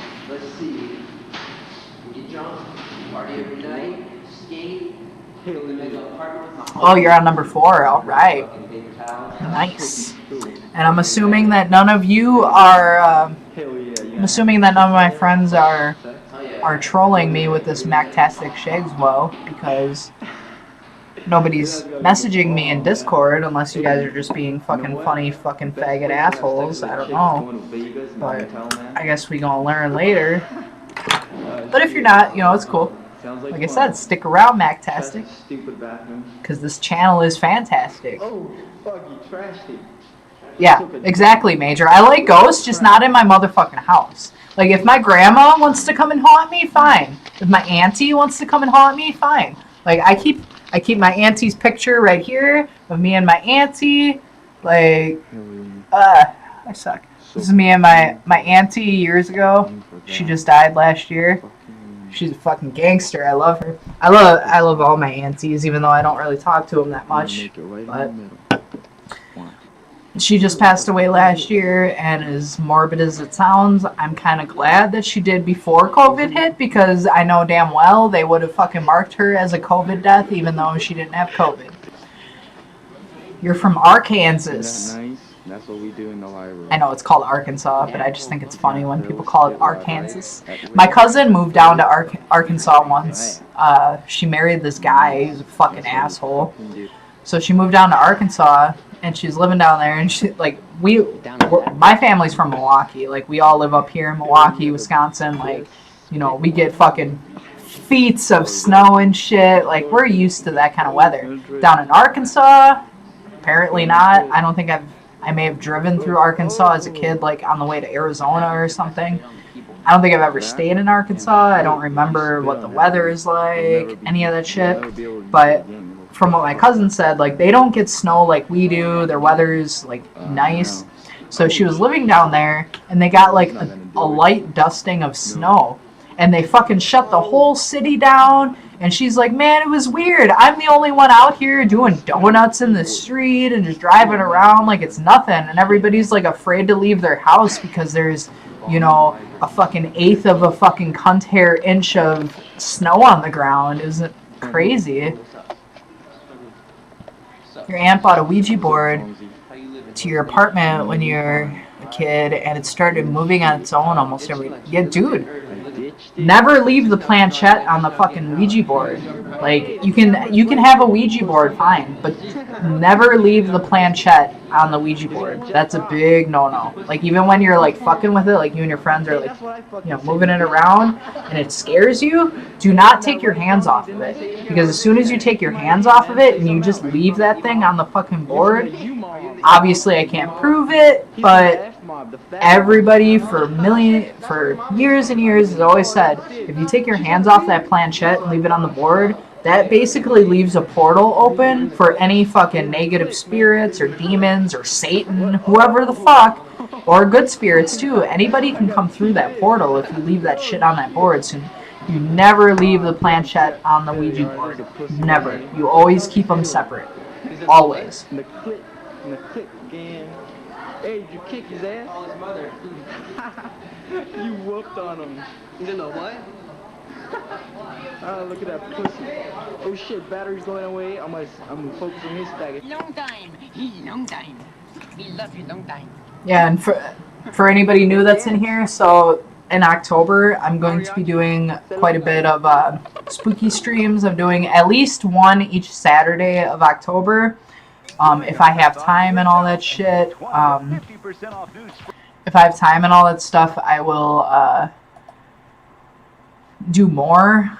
But as of right now, I just don't want to like put too much on myself and like overwhelm myself and be like, I'm gonna stream, you know, twice a week, and then all of a sudden I'm like freaking out because, oh my god, I don't have the shit ready. So set in stone for sure. Every Saturday in October, I will be streaming. It's going to be some kind of horror, creepy, whatever fucking topic. I'm not giving away details because I don't want to give away, you know, what I'm doing. But it's going to be stuff revolving around horror or Halloween, creepy stuff, whatever. So I ordered this, and it's a ghost box. I don't know how well you can see it. But it's an AM/FM radio, and it's called an S-Box. I just bought this. It wasn't supposed to be here till excuse me. It wasn't supposed to be here until tomorrow, but it came today. And it's a radio, and it's an AM/FM radio, and it scans through basically scans through all the channels rapidly. You can do it forwards or backwards, and it creates like white noise, and it's supposed to allow spirits to be able to communicate with you through the white noise. So I'm gonna fuck around with this, and you know, probably have some videos ready for the streams and stuff coming in October, or possibly just random videos just by themselves of it. I'm not exactly sure yet. I kind of just fucking wing it as I go along.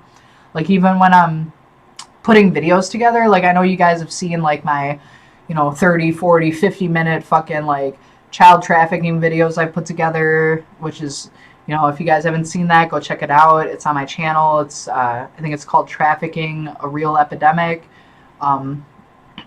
which it really is. Like, we need to save the motherfucking kids, man. Like, there's so much shit happening. But anyways, like, I put, like, these long-ass videos together, and, yeah, I'm drunk. I just forgot where that fucking sentence was going. I'm gonna play this video while I think about it for a minute, and then I'll come back to you.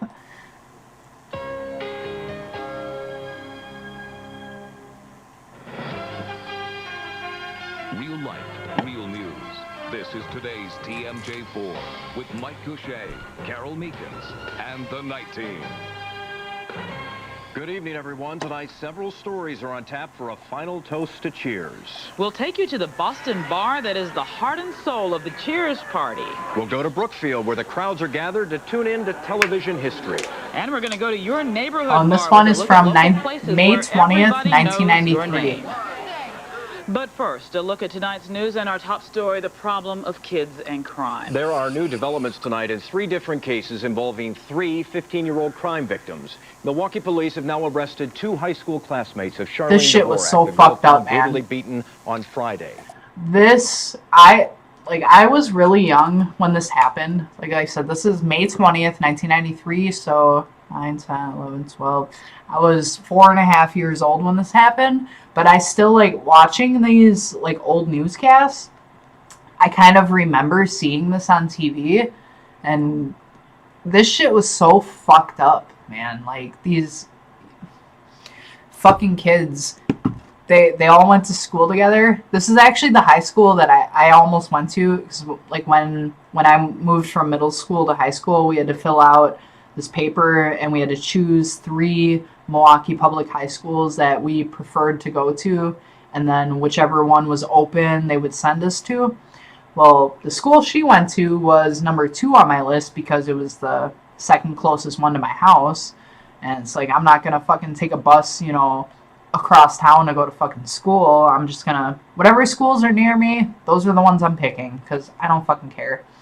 So this was the second school that I would have went to, and this is also the same school that I met the first tranny I ever encountered in my life. So I was probably 15 at the time, and like the people I hung out with in my high school, they knew people who were like 19, 20 years old. Like, they hung out with people who were way older than us, and they'd buy us cigarettes. So it's like, okay, whatever. So I would hang out with my friend, and whoever she was friends with, regardless of age or whatever, like, they would hang out with us too. And there was this dude, I can't remember his real name, but I know his tranny name was Vicky. And everybody, like, I swear to God, at that time, probably not now, but at that time, if you went up to somebody who was about my age at that time and said, hey, do you know Icky Vicky? They would have said, oh, yeah, I know that nasty bitch. Like, everybody knew Icky Vicky. Icky Vicky was a dude. I don't know his real name, but there were, like, rumors going around, and he would, like, get in on it. So I don't know if it's true or not, or if he's just doing it to be fucking funny.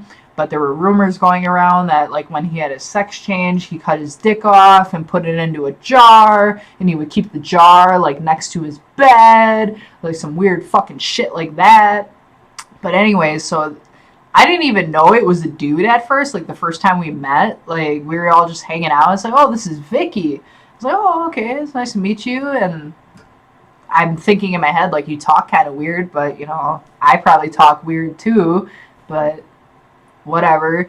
So, we're all hanging out and shit, and then I found out that it was actually a fucking dude who had breast implants, and, like, I will fucking say on stream, I don't care. I touched a tranny's titties because I was like 15 at the time, and I'm like, I didn't even know that fake titties, like, were like a big thing. Like, I thought it was just like, oh, Pamela Anderson or something type shit. Like, oh, celebrities get tit jobs. I didn't think like, oh, this fucking 17-year-old who goes to the school down, you know, a couple miles away from me has fake titties. Like, I've never heard of that in my life at that time.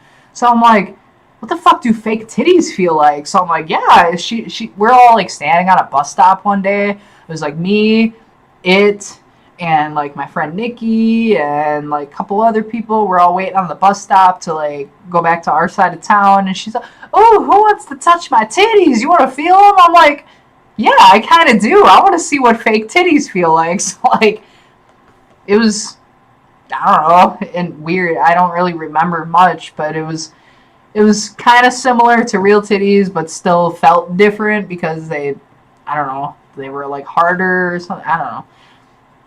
But that was interesting. And I remember it got kicked off the fucking city bus one day because there was some kind of comedian, I can't remember the comedian's name, but it used to say, my name is Gwen, and I'm here to wash your vagina. And I don't know what fucking, I think it was an Asian lady or something like that. And we were sitting on the bus, we're going to the north side of Milwaukee, and she's just, my name is Gwen, and I came to wash your vagina. And the fucking bus driver is pissed off as fuck. Like, we're driving, and probably like the third time she does this, the bus driver turns around and is, if you don't shut the fuck up, I'm making you get off the bus right now. So we're just like, oh shit, like shut the fuck up, because I'm not walking my happy ass, you know, fucking 3-4 miles, so shut up. Yeah, it was, I don't know what the fucking point. Oh yeah, so Icky Vicky went to the school that is in this news story. That's why it reminded me of that. So yeah, this news story is really fucked up, and I'm sorry to kind of bring the mood down, but I bookmarked, you know, news stories, commercials, random shit from all from the 90s. So you get happy 90s, and you also get really fucked up, sad, disgusting, disturbing 90s. And I'm sorry if you don't like it, but here it is. Greendale police have now identified the girl found in the Root River Sunday and are treating Jenna Gonzalez's death as a homicide. Developments tonight in 3 different cases involving 3 15-year-old crime victims. Milwaukee police have now arrested 2 high school classmates of Charlene City's Dvorak, crazy. the girl found brutally beaten. You don't know, man. Friday. Have you seen my anal hook? Greendale police have now identified the girl found in the Root River Sunday and are treating Jenna Gonzalez's Fuck death around as a and find homicide. out. You're gonna be hanging off this shit. Again asked for help in solving the murder of Vernell Anderson. We begin with the break in the Charlene Dvorak case. Tomorrow, 2 Pulaski High School teenagers will be in juvenile court. They're being held in connection with the beating death of the 15-year-old girl who was their classmate. This is so fucked As friends up, man. and family remember 15-year-old Charlene Dvorak, word comes that 2 Pulaski High School students are in custody in connection with her death. Her badly beaten body was found Friday along these railroad tracks. We are confident that these 2 individuals are solely responsible for this homicide. Both suspects were on probation for previous run-ins with the law. Suspect number 1 was arrested at 14 for receiving stolen property, and a year later for possession of a dangerous weapon. Suspect number 2 was arrested just 3 weeks ago for possession of a dangerous weapon. He allegedly threatened to bust someone's head. In fact, suspect number 2 was in children's court Friday for this still pending case, just hours after the beating. Today's news sent shockwaves through Pulaski High School. Makes you kind of afraid, you know, to walk around. Look at that mullet. Kids, don't try to talk with vape smoke in your fucking throat. Jesus Christ. Look at that mullet. I know it's a sad fucking story, but I just had to point out the mullet. Man, it doesn't look bad though. Like he pulls it off, man. Everybody should get a mullet. Bring back the mullet, you fuckers. Sawson, why are you posting?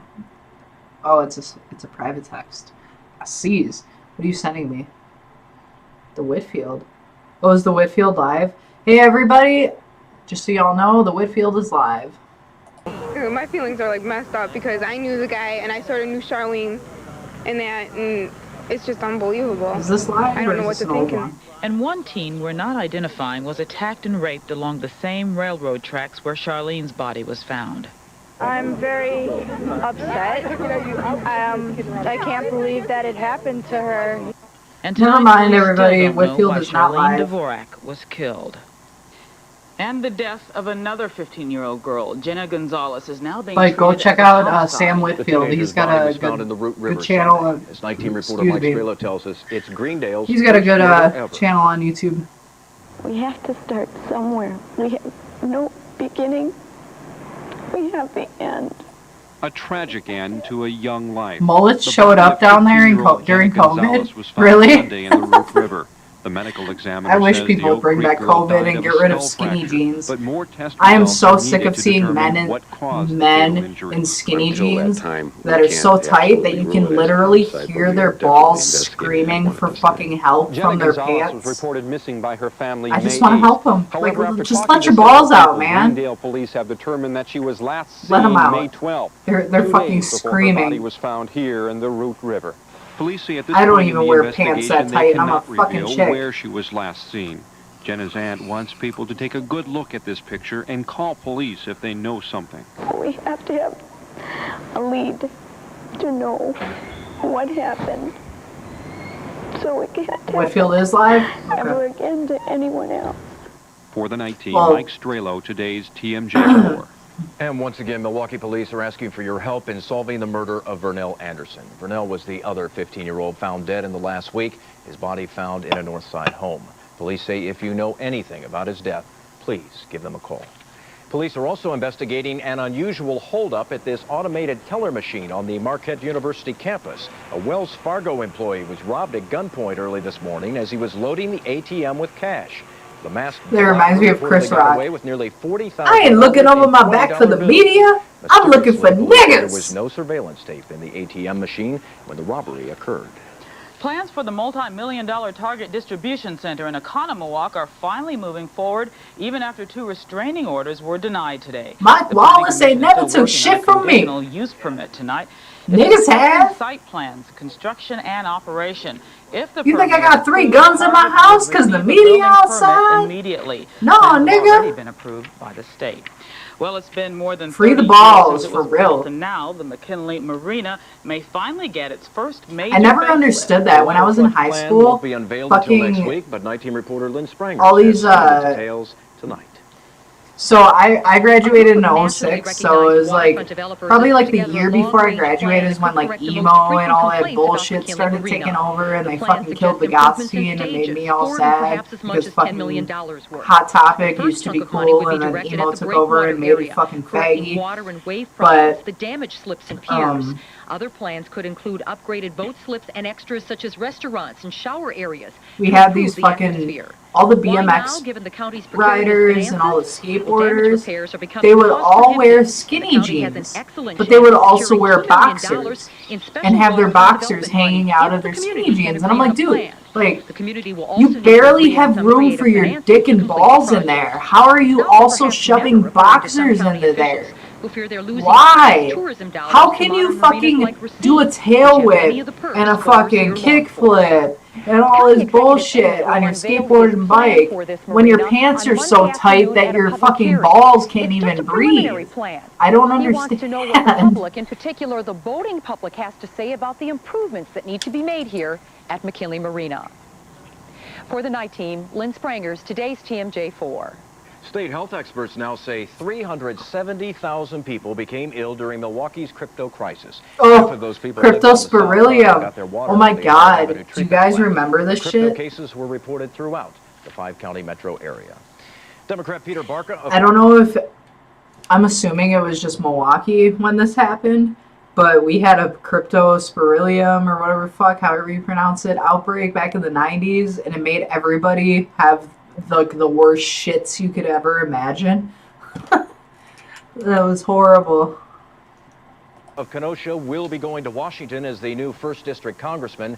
Republican Mark Newman had challenged Barca's May 2nd victory, but a recount shows Newman still trailing, and Newman is expected to concede tomorrow.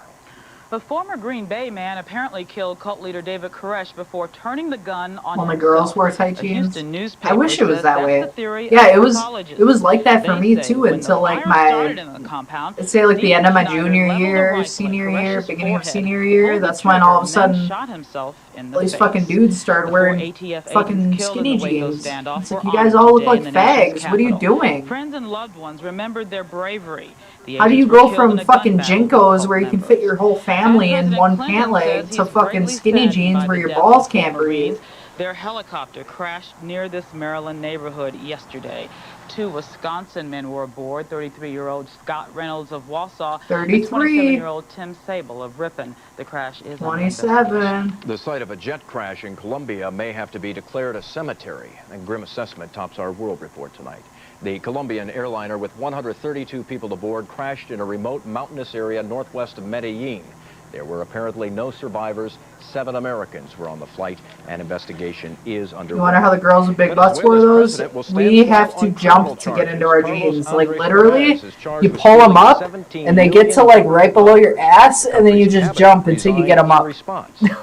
With a stroke of a pen, President Clinton made it easier for That's how you get them on, man. You gotta jump until your ass falls into place. People to register when applying for a driver's license. Clinton signed the bill into law today. I always have that fucking problem buying jeans. Like they come up over my legs and then I get to my ass and it's like, nope, we ain't having it. But there's still a big party going on at the bar in Boston that inspired the entire show. NBC's Al Roker joins us live via Skylink 4 from Boston. Well, thanks a lot, Mike and Carol, and I'll tell you, it is incredible here. We've got thousands of people here on Beacon Street. We've got 715 people in these bleachers waiting for Jay Leno to do his monologue live, and we got the cast and crew downstairs at, of course, the Bull and Finch. A lot of memories have been made over the last 11 years, but what about the cast and members' memories? For 11 years, Sam and the crew have been here. Well, tonight, they look back on their favorite moments. I never really got into that show. I've seen it a couple times late at night when I was just like awake. You know, bunch of losers who can't make it on their own. There's something appealing, and we are funny. They have been consistently funny, the shows. Down here, when guys get together to send another guy off to his doom, things can get a little raunchy. You fellas ever dress up farm animals in women's clothing? What in the fuck? You dress up farm animals in women's clothes and then you fuck them in the ass? Is that what happens? I had a good time the whole 11 years. And to single out, you know, one moment would just be, you know, just too, I couldn't, no. We could. After all, it wasn't all that often that Norm even left the bar. See you in the morning, I guess, huh? Yeah, I may be a little late. Oh, it's okay. I had a key made. My favorite show was the Thanksgiving show where we had a big food fight. Sam Malone, kiss your butt goodbye.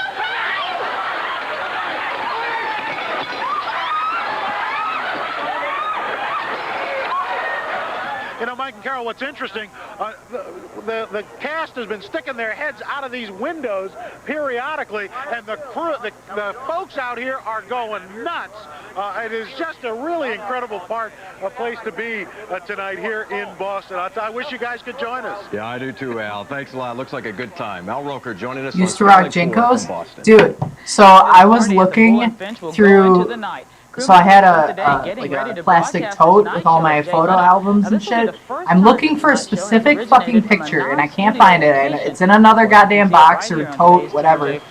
But in the tote that I brought upstairs this morning when I was looking through my pictures, I found one pair of my Jinko jeans that I still have, and let me go fucking get them real quick because this shit is funny.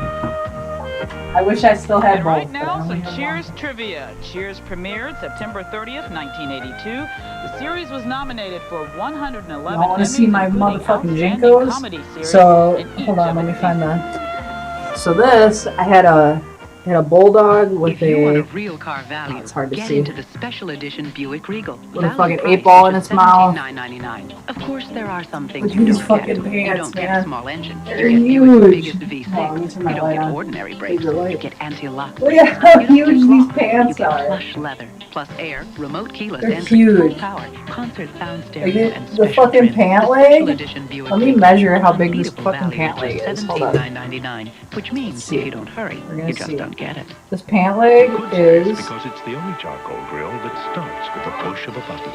Or because its stainless steel work surface opens to a charcoal storage. 12 But the flip inches. of grate, It is an entire ruler wide. That's how big these fucking Jinkos are. And you can tell, like, the bottoms are all fucking ripped to shit. I don't know how well you can see this, but the bottoms are all fucking ripped up. What you get out of it. If it's Weber, And it's great outdoors. the fucking bulldog with the 8-ball. From Steinhoffel's You got Warehouse the and save up to 80% on quality furniture. Steinhoffel's Jinko Warehouse sale, jeans. New Berlin. Yeah, I found these today. Look at these gigantic fucking pants. Like, I could probably fit myself and my daughter in these pants. It's amazing. Now what? I've invented a rippled flake. I still have all of my pogs too. One of these days when I find them, I'm gonna, when I'm doing my 90s stream, I'm gonna show you guys all my pogs. That's how I It's pack gonna it be up. amazing. Crunchier taste. Try it. It's really good.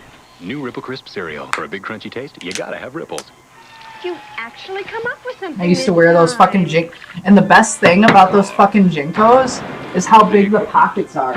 Like, the fucking pocket is so big that you could fit your whole CD player in your pocket, like, comfortably. It was amazing. These fucking bullshit ass fucking CD players that you pay extra for the anti-skip that didn't anti-skip shit. I'd be on the fucking city bus, like, holding it in my hand, like, trying to make it move with the bumps of the fucking potholes. I don't know if they're worth a lot. I still have some slammers too, but we got quite a bit of pogs. You know, cheers watching parties are going I don't think they're on worth everywhere anything though, because like I have shit tons of fucking sports cards too, like football cards, basketball, hockey, all these old ass cards from the 80s and early 90s, and I don't know what to do with them. I have, because like nobody collects cards anymore. Like who the fuck's gonna pay for these? So. Whatever, I'm just gonna hold on to them and give them to my daughter eventually, and maybe, you know, when she's an old lady, maybe they'll be worth money. We'll see. But, like, I'm pretty sure I got, like, old Michael Jordan cards. I've got fucking, people do approach me all the time. Some people said she what was a that dude's snob. name? I thought she Jason was pretty Kidd nice. when he was still a fucking rookie. Yes, I do. I've got like baseball rookies who ended up being like huge baseball stars. Like, I got all sorts of cards like that, and I don't know what to do with them because nobody collects them anymore. Oh yeah, kind of. Oh yeah. Spend a lot of time there. My cam is really dark. Somewhat. That's Yeah, but racist. you really are a pretty good ringer. You can't say dark. Yeah, You can't say black. You can't say ghetto. You can't say They call me savage. Norm at work, and I'm used to it. You can't say welfare. Robert and Strzelczyk of Milwaukee won the Barstool, sponsored by Oh, today's racist. TMJ4 and 94 WKTI. Oddly enough, she plans to take it at work, won't even use it as a real bar stool at her home. And for those folks who are mourning the passing of Cheers, hey, it'll live on forever in television reruns. Mike and Carol. You've got a real tough assignment. Ken Griffin Jr. I don't know if I have any of his cards, but I remember when I was a kid the baseball glove I had because I wasn't like on a baseball team, but I liked playing baseball with my friends. And Mike and Carol, the the problem is baseball there are mitt I so many had great had neighborhood taverns. Cal You Ripken can't just pick Jr. one. like The TV show may be his over, signature but or from whatever inside of Germantown the to Kenosha, catching glove. Bayview to It's pretty Waukesha, cool. people will still have places to go to say cheers. There's people that hang around here that are regulars that you can, there's a Norm and a Cliff and Sam Malone. Step inside Zaz's State House and you'll find the conversation as warm as the mozzarella marinara. From sports to politics, any topic is fair game. I've been coming here for about 8 years now. Whoa, bro, you look like a motherfucking caveman. Let's go back. Let's go back to that, dude. Oh my god. Did you guys see his motherfucking eyebrows? I thought mine were bad. Now I don't feel bad. Look at that. He looks like a caveman. Like Encino Man and shit. Like they dug him up in the backyard trying to fucking build a pool. What's that line they say in Encino Man? Wheezing the juice. Wheezing the juice. Or if you're Owen Benjamin, you're wheezing the juice. About 8 years now. Customers and employees say they have no problem. Skunks had the Heidi pocket on the inside. Oh, dude, I remember the skunk fucking pants, man. They sold those at Hot Topic. At least 4 or 5 times a week.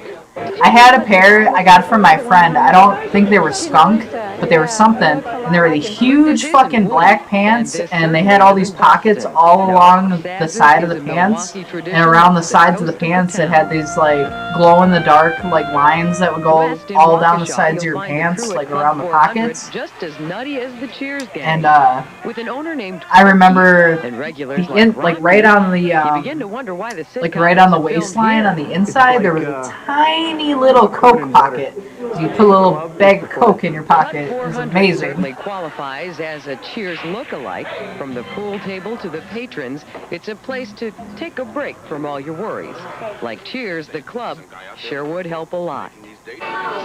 Cheers to all you bitches that are still in my chat. Thank you for hanging out. I love you guys. Even though this is disgusting fucking Coors Light, and it should be something better than this, and I apologize, but this is all I have in my refrigerator right now, so this is what I'm drinking.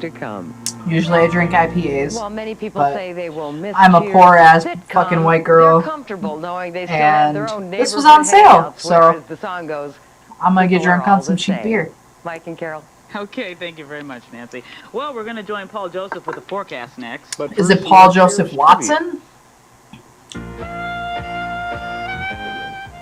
Did you know that William Devane and Fred Dreyer were finalists for the role of Sam Malone? And speaking of poor white girl, like I said earlier, if you guys enjoy the content, if you guys enjoy the stream, if you enjoy my random faggy Owen Benjamin videos of him sucking dick, if you enjoy my random fucking just journalism videos like about child trafficking or Black Lives Matter being a bunch of terrorist fuck asses, you know, if you enjoy all of it and you can't afford, like, I don't want you guys, if you guys, I know with COVID and all this shit, times are hard, I understand, so if you guys can't afford it, do not send me shit, please, because I would feel fucking bad, because, yeah, like, if you can't afford anything, don't send me shit, but if you can, you enjoy the content, and you choose to send me something, that's fucking amazing, I will give you a shout out on the channel.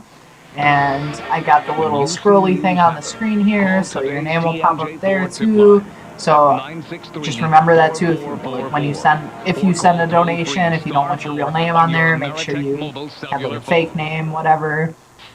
Yeah, all the money you guys donate, seriously, is so appreciated, and it really helps me out on these channels. It helps me, you know, pay for my internet and my video editing programs and all that stuff. So, or even like investing in getting cool, creepy shit like this for my spooky streams. You know, all the money you guys donate, seriously, it helps me out a lot more than you guys fucking know, and it helps me keeping this channel going.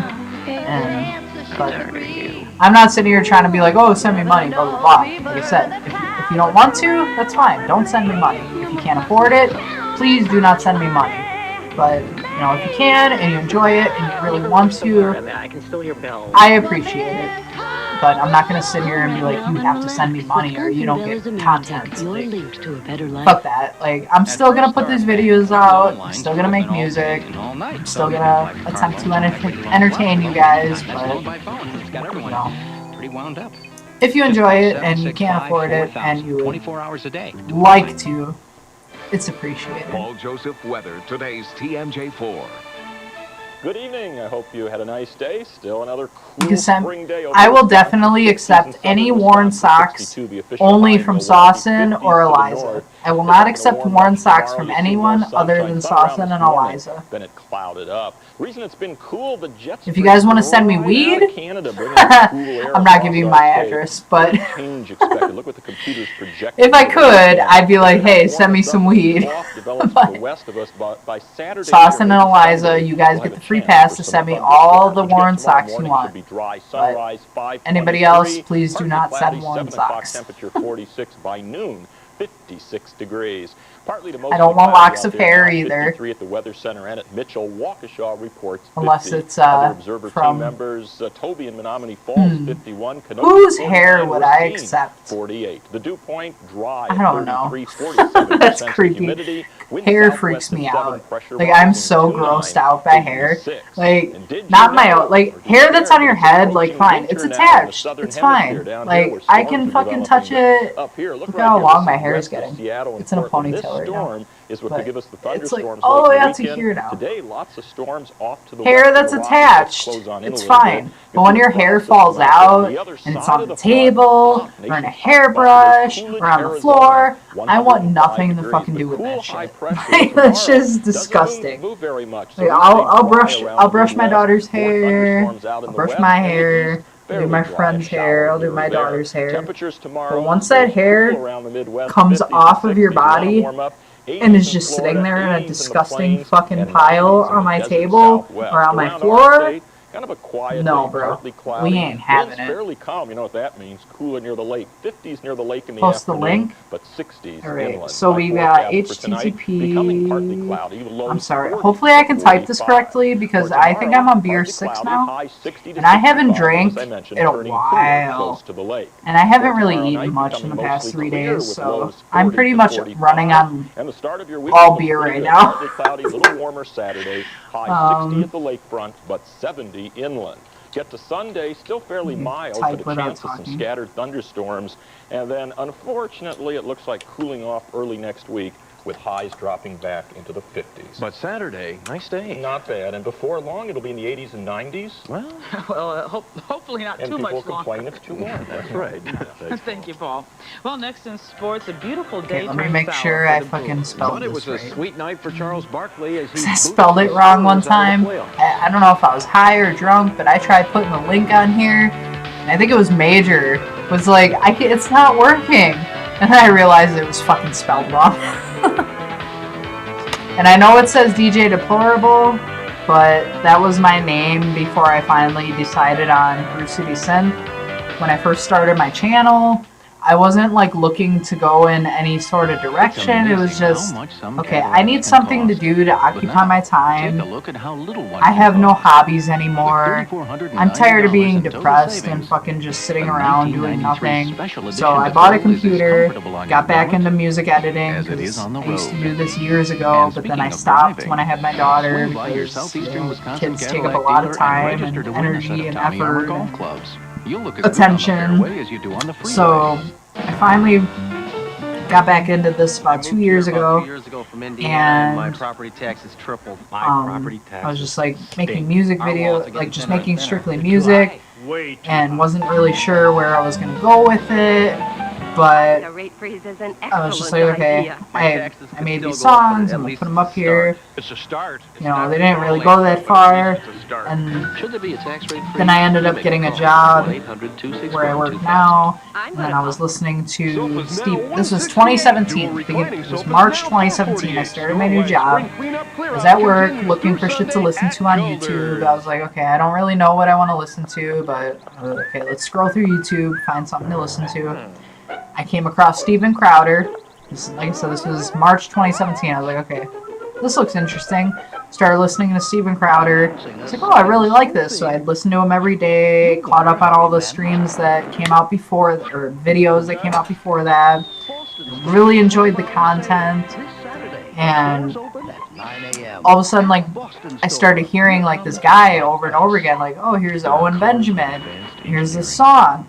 And I'm not the greatest songwriter, I'm not the greatest musician, I'm not saying I am or anything, but I remember listening to this shit and thinking in my head, like, dude, this shit, like I enjoyed it, I enjoyed Owen's songs, but at the same time, I'm like, dude, I could have wrote those fucking lyrics 1,000 times better than whatever the fuck that gay-ass song was that you had on Crowder. But I enjoyed it enough to where I was like, oh, let's see. Like, I looked on YouTube, found Owen Benjamin, found his streams, started listening to him, all that shit. I don't know. Are you ready for this sportscast? I totally forgot the point of the story. Damn, my beer is empty. So I'm going to be on beer number 7 in a minute. I forgot what I was talking about. See, this is why I like fucking getting high, because at least I can kind of follow my train of thought a little bit longer than I can when I'm drinking. Because I'll be in the middle of fucking in my sentence, and I'm like, what the fuck was I talking about, man? Digging the vibe here? Awesome. I'm glad you enjoy it, Magtastic Shagswell. I'm glad you came and hung out. So like I said, stick around. You know, even if you don't like all of my videos, you know, if you find, like, if I post, I'm constantly posting videos, you know, I might post one and you're like, oh, this is kind of fucking gay, or I don't like this, whatever. Don't unsubscribe right away, because like I said, I don't stick to one topic. Like, it's just whatever I feel like doing that day, whatever inspires me that day, that's what I go with. And that's how I make videos. Like, I don't sit down and fucking come up with a storyboard and all this bullshit, like, oh, this is exactly how I'm gonna do the fucking video.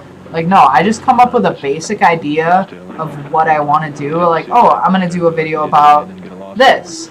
And then I just fucking basically spitball as I'm going along. Like, I just fucking, I'll find videos or articles, whatever, that I want to go with this topic that I'm talking about for this specific video, and I just kind of put it together, and it kind of falls into place as I'm going along. Like, I never just sit down and be like, this is what I'm doing. Like, I just fucking, it's just off the cuff every time, pretty much. Like, I'll be in the middle of a video, like, I found myself sometimes where I'm like in the middle of making a video, and I'm like, okay, this is exactly how I want it, and I'll be halfway through doing it, and I'm like, no, I just want to change this, and I'm going to change the intro, and then I'm going to change the outro, and I'm going to change this. Like, I'm just constantly, like, I don't know. It's just evolving as I'm working on it. It seems to come out the best that way when I don't plan for anything. I just fucking just do it. Whatever feels right as I'm doing it, I just go with it. And that's what comes out on my videos. Like, you know, some of them might be shitty. I might have missed a few fucking, I know there's been a few things, like on my Stephen Ignoramus one, where I accidentally fucking forgot to delete something that I didn't realize I put in there, where it was just like new text, and I didn't realize I accidentally clicked something and it just popped up in the video. But, you know, sometimes little editing things like that, yeah, they might be fucked up, whatever, but I don't know. Like I said, if you don't like one video, just stick around for a little bit. You might like the next video. You never know, because I never stick to one topic. And even if I just, like Owen Benjamin, I'll use for an example, because I put 2 videos out today. Like, just because I put 2 Owen Benjamin videos out today doesn't mean I'm going to put out an Owen video tomorrow. I might put out a fucking video tomorrow about veganism, or fucking child trafficking, or suicide. Like, you never fucking know. Like, it's just whatever I feel like that day. It's always a surprise. Milwaukee is the motherfucking best. I should have been reading this fucking chat. That's where your folks saving everything to fix up the bathroom. Do it yourself is fun, huh? Yep. Why don't you go downstairs, ask your mom for some lemonade? What's up, Pest Gamma? I don't know what time you texted at, but... Boy, that was fast. I'll be right back. I'm gonna go grab another beer and take a potty break. There is... Yeah, so... You guys should be good for a minute. I'll be right back. He was smart. He was fast. And he knew what to aim for. At high noon, he made his move. He went to Best Buy to round up 0% financing for 1 year on TVs, VCRs, camcorders, plus stereos, speakers, and components. With 0% for 1 year at Best Buy this week, you just can't miss. The GMC Sierra is already loaded with a very powerful V6 engine and rear-wheel anti-lock brakes standard. And now, we've dropped in a few extras, like air conditioning, a killer stereo, power windows, power locks, and tilt wheel. Now, how do we load you into a Sierra? With a chance to win Harley-Davidson 90th anniversary reunion tickets with any test drive at your GMC truck and team dealers. Nice start to Friday. Tomorrow you get up, partly cloudy and 46 degrees. Who can complain? Nobody. Thanks, Paul. Thank you, Paul. Finally tonight, Cheers may now be a piece of history, but its legacy lives on. A local tribute tonight to everybody's favorite tavern. Good night.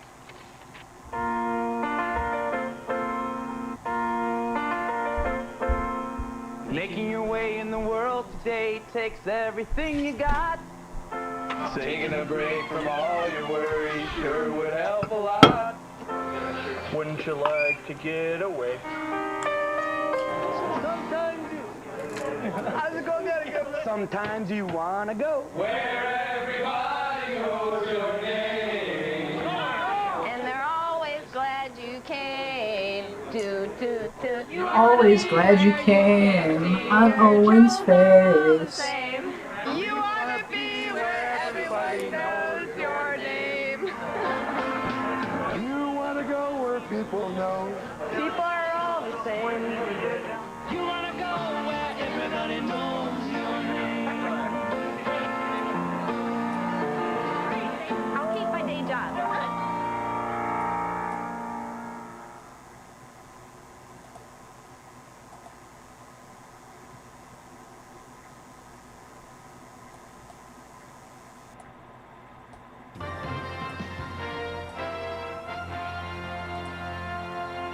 Tonight, Red Butler and the Olin Brothers Band on the How much do I got left on here? Hold up.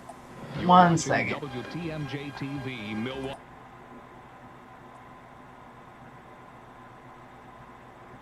Alright.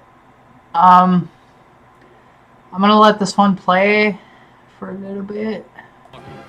This is from May 24th, 1994. We ask you to bless our treatment. We ask you to bless the instructions. We ask you to bless... New tonight, medicine... Man, it's fucking hot in here. I think I'm feeling this beer. Should have fucking ate more later, or earlier. People in the town of Brookfield are told to boil their water before drinking it. Good evening, everyone. Our top story tonight, a boil advisory in the town of Brookfield. But not because of cryptosporidium. 19 reporter Ann Ballantyne joins us live from the town of Brookfield to explain. Ann? No, it's not crypto, Mike and Carol. It was actually a water main break late this afternoon that caused all this trouble. About half the residents of the town of Brookfield were affected and their water was shut off. But tonight, the DNR is recommending that all 5,000 residents here boil their water, and that's to prevent contamination from the drop in the water pressure. Residents are taking it all in stride tonight. It's a precaution with the way things are going with water today. I think we should take all the precautions that we can. Not You don't take any mind? chances. No, I don't mind. I'll buy water if I have to. The water main break is being blamed on contractors working near Poplar Creek by Blue Mound Road.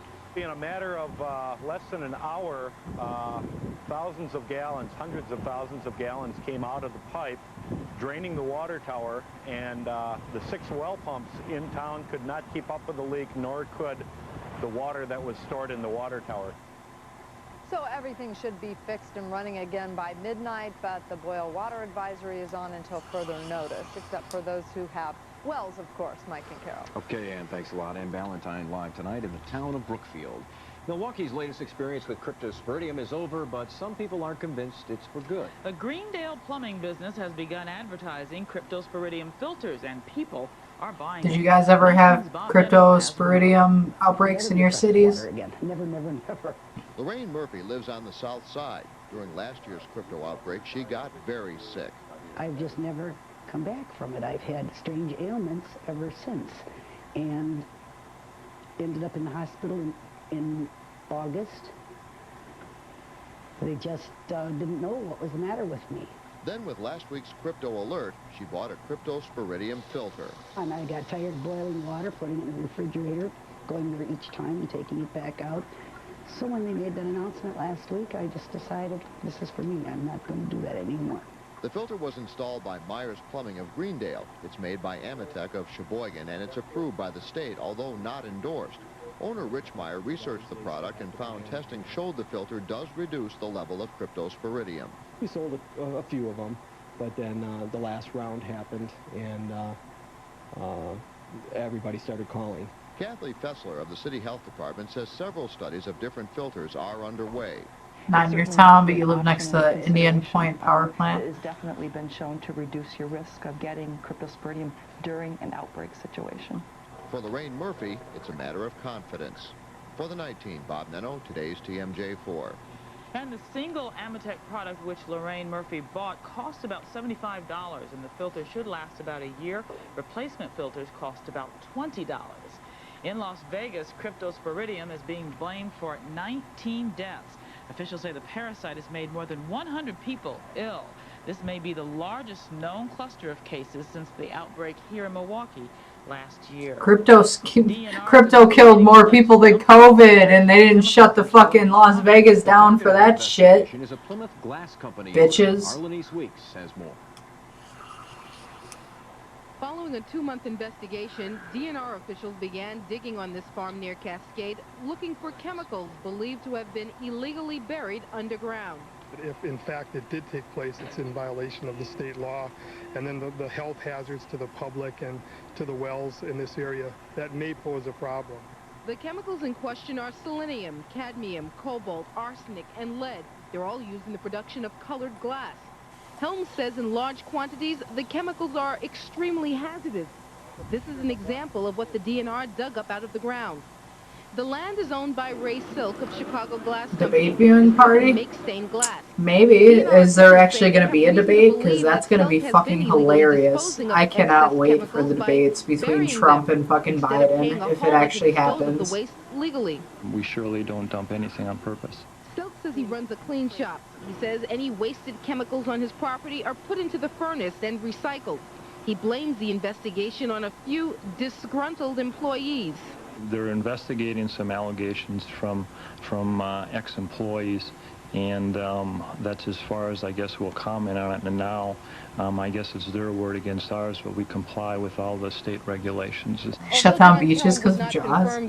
A source tells us that this is not the only land Later, Arms. Silk is accused of illegally dumping hazardous chemicals. The DNR did say this investigation is far from over. For the night team, Lenise Weeks, today's TMJ4. Tomorrow, the DNR will send the soil samples to a state lab in Madison to be analyzed. Selk says he doesn't expect the lab to find anything. In Wisconsin tonight, Oconomowoc Lake officials are continuing their court fight against a Target distribution center in Oconomowoc. Village attorney Ron Roush says the suit will be refiled in 60 days. The suit was initially dismissed last fall. It accused the Target project of violating elements of the Clean Air Act. The Ozaukee County Sheriff's Department is investigating an accident that claimed the life of a 9-year-old boy. It happened at 3:30 this afternoon in the town of Port Washington on Shady Lane Road. Authorities say Blake DeSwart was riding his bike when he was hit by a car. He later died of head injuries at Children's Hospital. The attorney for James Oswald is requesting his client's medical records tonight. He says Oswald told him today he's only seen a doctor once since arriving at the Waupun State Prison. Attorney Daniel Fay and Oswald were in court today for a conflict of interest hearing. Prosecutors were concerned the potential exists because Fay also represents a witness to the shootout in an unrelated case. But Oswald said today Correctional he wants Dan Fay Institute to is stay haunted on as his fuck. attorney. In America tonight, long prison sentences for the people responsible for the World Trade Center bombing.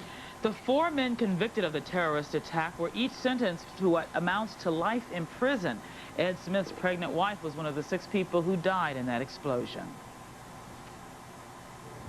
I don't think words can put on, you can use any words to say what you lost when you lost your wife and an unborn child. I don't think you can ever say what those words can be. More than 1,000 people were injured in the New York bombing. The Denny's restaurant chain denies it ever had a policy of racial discrimination. Still, the chain is paying out almost $46 million to settle claims by hundreds of black patrons nationwide who say they were denied equal service at Denny's. Lawyers for Illinois Congressman Dan Rostenkowski are reportedly working on a plea bargain. Sources say no settlement has been reached, but they have discussed his resignation and possible prison time. Rostenkowski is now under investigation for alleged misuse of office and campaign funds. A solemn procession of mourners passed the gravesite of Jacqueline Kennedy Onassis at Arlington National Cemetery today. The cemetery reopened one day after the former First Lady was laid to rest next to her first husband, former President John F. Kennedy. Jacqueline Kennedy Onassis died from cancer last week. In the world tonight, a special UN envoy to Rwanda is still trying to work out a peace settlement.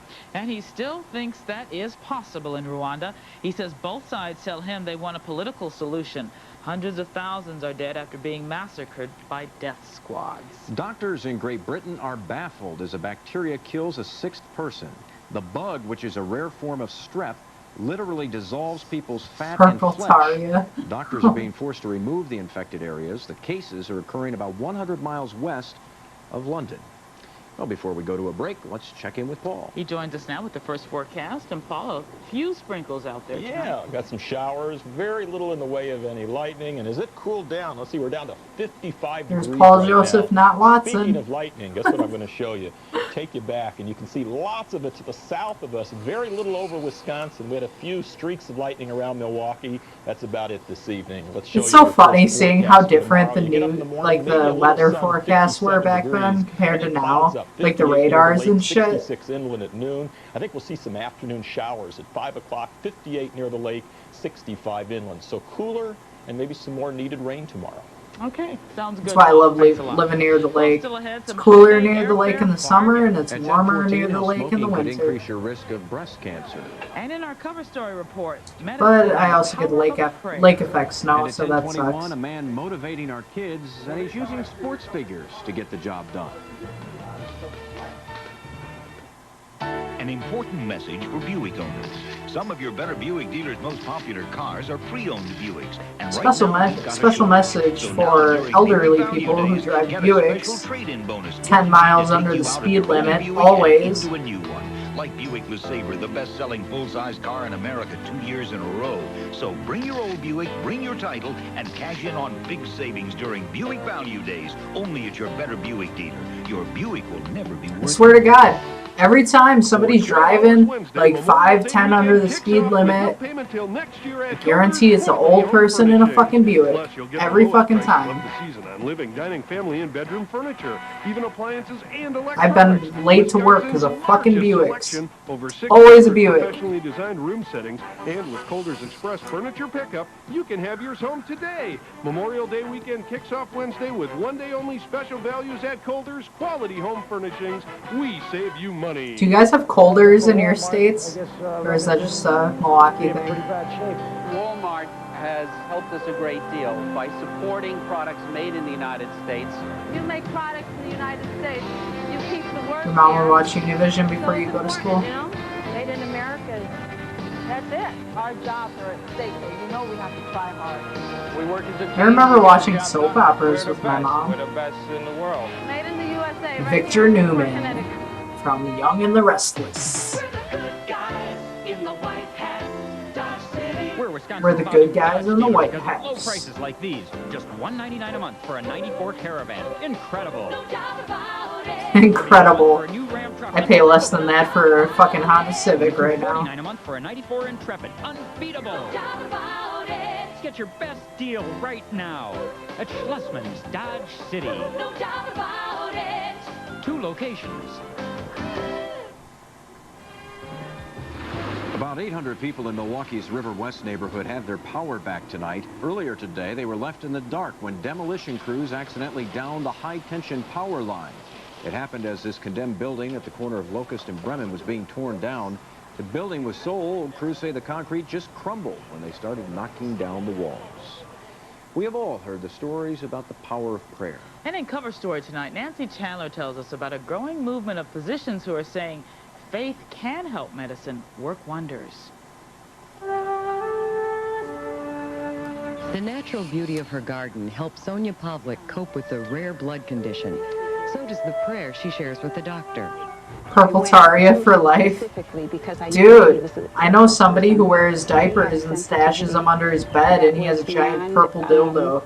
I have beef with purple. The paper records, and looking at me and saying, oh, this is what You remember your older brother having a crush on a Puerto Rican weather girl? He's practiced medicine for 34 years. For the last 15, prayer has been an important part of his patient care. I realized that medicine is called by God to get his people well. That's the normal way God chooses to heal his people. And I realized that if that's true, I still have to offer the best credentials to the patients, but then let him do the healing. In medical school, we were told that spirituality is private. Isn't that interesting? We ask every question possible about the body and behavior, but spirituality or religion is private. Dr. Kremecki says he never pushes patients to pray, but he knows when they want to. And we ask you to bless our treatment. We ask you to bless the instructions. We ask you to like bless the music. medicines that we prescribe for Anne so that they do what they're supposed to do with no side effects. Jeff Korth needed 2 operations for a painful health problem. He remembers the first time prayer was part of his treatment. I was taken aback at first. I never expected it. Hey, thanks for hanging out. At that point. Mactastics Shagswell. I hope you stick around, man. I'll be streaming again sometime soon. Like I said, every Saturday in October, I plan on streaming some kind of creepy horror streams for October. So your lives are in their hands. And thanks for hanging out. I believe they are, and I think if you'd ask I hope you enjoy the content. Dr. Kremecki won't promise patients miracles, but by combining modern medicine with the power of prayer, he does believe they happen. Yes, I've seen tumors disappear and fractures heal, and a lot of things happen. Which you don't take credit for. No, not at all. No, but I want to immediately say that the normal way for God to heal is through the experience of the healthcare profession. You know, the normal way. So every time we have a new procedure or a new antibiotic, a new blood pressure pill, we should say, "Thank you, Lord." Some doctors may be critical of Dr. Kremecki's approach, but Mike and Carol, in recent years, he's seen an increase in the number of patients who seek treatment using prayer. Okay, thanks, Nancy. Very interesting. Well, if you're a smoker and a woman, you're increasing your chance of breast cancer. The American Cancer Society says a woman's risk of dying from breast cancer increases by 25% if the woman is a smoker and rises based on the amount of cigarettes smoked each day. New research says women who smoke 2 packs a day or more increase their chance of breast cancer by 75%. For your money tonight, some great news if you want to take a quick trip this holiday weekend. Major airlines have drastically cut ticket prices. Some are as low as $50 a ticket, so check with your travel. Why does this feel like this is like news right now? Dropped again today, one day after the airlines are cutting their prices. Take over about 5 CBS stations, including WITI in Milwaukee. CBS stock today was down 18 points. Well, coming up next, will it sizzle or fizzle in the weather? Paul's forecast is next. And he's the good sport when it comes to motivating kids. An explanation after the break. Coming up later on the Tonight Show, are you ready for Evil Jay? Shut up! But don't worry, Nice Guy Jay welcomes... Wow, look how young he looks. Boy, I would buy a vowel with that. Then Jay's so nice, he even compliments Carl Reiner on his scar. But no, they did a great job. That's beautiful. Plus, the legendary Allman Brothers Band, NBC tonight. The Allman Brothers? Wow. Because it's the only charcoal grill that starts with the push of a button. Or because its stainless steel work surface opens to a charcoal storage bin. But the flip-up cooking grate gives easier access to the char baskets below. Or that the simple stroke of a lever clears the ashes in a single sweep.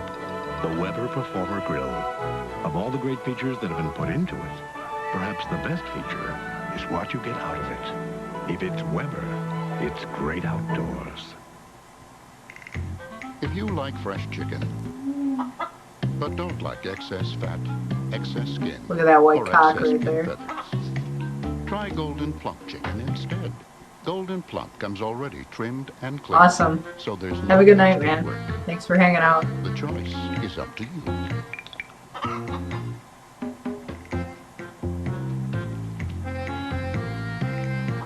Golden Plump. More chicken, less work. Hub South Chrysler Plymouth's tradition of excellence is now also available. Golden at plumps and Cheap Eagle. dumpster Help us pumps. celebrate the grand opening of Wisconsin's newest Cheap Eagle dealer and the newest addition to the Hub South family. For grand opening deals on all new cars, Jeeps, and minivans, plus a great selection of hundreds of late model pre-owned cars to choose from, visit Hub South today. Hub South Chrysler Plymouth, Highway 100 in Oklahoma. Hub South Cheap Eagle, Highway 100 in Morgan. Two great locations, one tradition of I excellence. don't even think that place exists. I'm gonna have to look when I'm over there The cost again. of healthcare, everyone has a part in keeping it down. So we took what you like about Walmart and what you want in a pharmacy and put it right Remember inside when your Walmart was like still The result? decent? Walmart's pharmacy department. with professional service and the low price on every prescription. I fucking hate Walmart now. The only reason I still shop at Walmart right now is because they have free grocery pickup. If it wasn't for that, like, I fucking hate Walmart. I will not go to Walmart in person, ever. was April 26th. Thanks to everyone who played our game. Tonight's winner is Jim Nelson. Paul Joseph's Doppler radar forecast, today's TMJ4. Good evening. That's so crazy. His name is Paul Joseph. Much, though. Take you back to 6 o'clock this evening. We were watching some thunder boomers up around Appleton and Manitowoc, and the time lapse will show you that they moved right down the lakeshore, came through Sheboygan and Fond du Lac, but not very strong, just some light to moderate rain, just a few streaks of lightning. And as you can see right now, we just have some scattered light showers over southeastern Wisconsin. Shouldn't last for more than another couple of hours. In fact, let's take a look at our Storm Track 4 computer system. I have a close-up to the west of Milwaukee. You've driven this many times. I-94, here's Delafield, Economowoc. You folks have a little light rain. Just to the northwest of Heartland, some light rain. It's supposed to be getting rain tomorrow. My basement is not happy. Before long. If I can get so much water in my A little basement. sunshine, perhaps, but then increasing clouds with a 7 o'clock temperature of 57 at noon, only 58 close to the lake and 66 inland. And it's really cooled out there, 55 at the Weather Center. Those showers shifted the winds to the north-northeast. Mitchell 60. Like I said, man, living by the lake, and he's like, oh, it's chillier by the lake. Yeah, well, when it's fucking 95 degrees with 100% humidity at my mom's house, it's only like 85 by my house. So, it's nice. Rising barometer, 2973. Getting cooler, 75 today. Just wait until Thursday and Friday. The jet stream, a little dip out of the northwest. The block is gone. Remember the sunshine of last week. And for Friday, the computer Just look at how different the fucking, look at that. It's so different from the way they do the weather now. It's crazy. Come Thursday and Friday. But anyway, regional There's never a Walmart near you until early 2000s. All to the south of Wisconsin. You went to Caldors in the 90s? I've never heard of that. Some winds to 65 miles per hour in Indiana this afternoon. Satellite picture shows you a wave of low pressure in lower Michigan. That went over Wisconsin this afternoon. The next one we're watching coming out of Canada with the jet stream. Pretty good chance we'll see showers around here tomorrow afternoon or tomorrow night. Tomorrow, the map looks like this. That low comes on down into Iowa or northern Illinois, while the low from today whips toward New England with showers and thunderstorms to the southwest. Temperatures, not too bad. 60s and 70s around the Great Lakes. Lots of 80s out west, 90s near the Gulf Coast. Around our state tomorrow, especially in the afternoon, some scattered showers and maybe a few thunderstorms. Here's my forecast for tonight. Those scattered showers ending, then becoming partly cloudy, lows around 53. For tomorrow, some scattered afternoon showers or thunderstorms with highs 58 lakefront, 70 inland. Even better chance of scattered showers, but cool tomorrow night, lows near 45. Thursday becoming partly cloudy, but look at the highs, cool 52 at the lakefront, 64 inland. Some pretty good weather coming up then. A warming trend. Friday, 63. But look at the weekend. If it works out, a lot of sunshine. Look at 69 that. on And Saturday. this is from and May 73 24th, on so Sunday. That would be that's May weather right there Wow, for and a Wisconsin. holiday weekend, no doubt. and some needed rain during the week. Hey, we're living right. Thanks, Paul. Thank you, Paul. Well, tonight we meet a man whose love for youngsters is almost legendary. Bill Taylor says he's positively Milwaukee. Roy C. Hill is the founder of Athletes for Youth. For years, Hill has been working with named sportspersons to help motivate the young. Hill is visiting Pulaski High School, but he's a fixture throughout the public school system. Hill is the director Pulaski of High AF1, School is that school where that Athletes for girl Youth. was, It's the the largest girl went independent where she was athletic murdered motivational and program left in the on the county. train tracks. Through AFY, thousands of youngsters between the ages of 8 and 17 play football, basketball, track, and swimming with an educational component. Pulaski used to be one of the sports best figures high to schools in classes to Milwaukee, motivate the man. students. Just like the one But I on went this to day, the Hamilton, sports speaker failed to and show up. we were So the Roy top took 3 over. high schools in The school is Wisconsin at the almost time, out. and now they're Make fucking sure that you complete have your shit. goals and objective such so that you can do what is needed for you, excuse me, and your potential family. Hill has been a youth motivator for years. He's headed AFY since 1971. Last year, AFY served more than 9,000 area youngsters in a variety of programs, including junior golf. Roy Hill and Athletes for Youth, positively Milwaukee. Nice. Maybe Roy can come talk to me some morning. He might. You never know. Inspire me. Yeah, some of those Athletes for Youth have sent me in schedules He before, inspired so your keep pussy. them coming, kids, because I'm going to put another game on tonight, and it was a fun night at the ballpark, but then it took an ugly turn for the Brewers. And boy, does the Bayview girls softball team know how that happens. They get twice as many hits as Greenfield, but lose the game. I'll show you how next.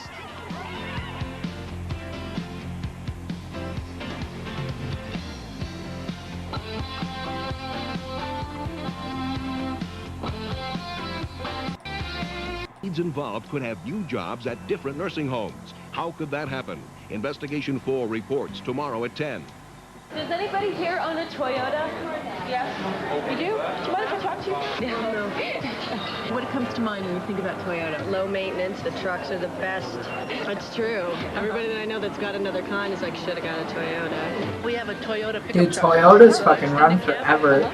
I just fucking sold my Toyota last year. It was like 314,000 miles on that bitch, and it was still going.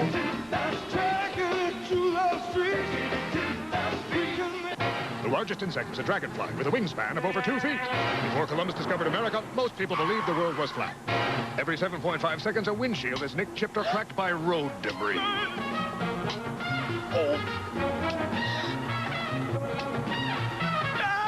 When the road hits back, more people call Klein Dickert for glass repair. Remember, if you need glass for your auto, home, or business, call Klein Dickert. It's a fact. We do glass. Folks in Wisconsin are used to things big, but we've never seen anything like Big Sevens from the Wisconsin Lottery, the new $2 specialty game. The big ticket means Clear more chances to Eyes win. is Up to 8 times on one awesome. ticket. No bull. Match your number to the winning number or get a 7 to win automatically. We can go Big to the Sevens, Grand the biggest thing to Canyon Wisconsin with my hover round. More chances to win. Owning a swimming pool should be fun, not work. So kiss chlorine problems goodbye with Aquasil from Wolf Pools and Spas. Aquasil is easy on you because it's easy to use. Just add it once every 2 weeks. For nearly 30 years, the friendly people at Wolf Pools have been helping people have more fun in the sun. Wolf's, that's where the beach meets your backyard. Wolf Pools and Spas, east on Moreland Boulevard in Waukesha and west on Forest Home in Franklin. Wolf's, that's where. Why did this preacher's wife hire a hitman? And how was she caught? Next, Sally Jesse Raphael. Oh my god. Oh, I used to watch the Sally Jesse Raphael show and the Ricky Lake show. The Brewers hoping that somehow number 13 would be their lucky number tonight. Instead, it's become one of the most frustrating games of this long losing streak. A loss tonight would give them, the 94 team, sole possession of the worst streak in team history. And that darn bird back to curse him tonight. Second inning, everything was looking sweet. Matt Mieske and Greg Bond both take it deep. The Brewers will leave the second Yeah, they inning took with it a so 5-0 lead. Send that Bernie Brewer down to bounce the bird. But in the third, it is Jack Voigt and Cal Ripken both homering. And watch the split screen as both long balls come to the same fan. He makes the catch. The Orioles will tie it up. Then a nightmarish fourth inning. Bases loaded. Cal Ripken at it again. Used to have Down an the left Orioles field hat. line. This may clear the bases. Not only clear the bases, but watch Valentine's relay. Gets away from Nielsen. Big Who hop. sounds more Bounces boring, into the Bill stands. Stein or Ripken Vox can Day? come home too. Definitely All the Vox runs Day. score. Oh, the pain. They're in the 8th right now, trailing 13-5. Well, at least one Brewers team won tonight. Cudahy St. Francis Little Baseball Association. Thanks to number 19, Adam Witt, for sending me his schedule. We saw lots of home run trots at County Stadium. Check out the Brewers' Bobby Deutsch as he is County greeted on his Stadium way doesn't even home. exist The Brewers anymore. win it Now we have 14-2. brand new Miller Park. Holy shit!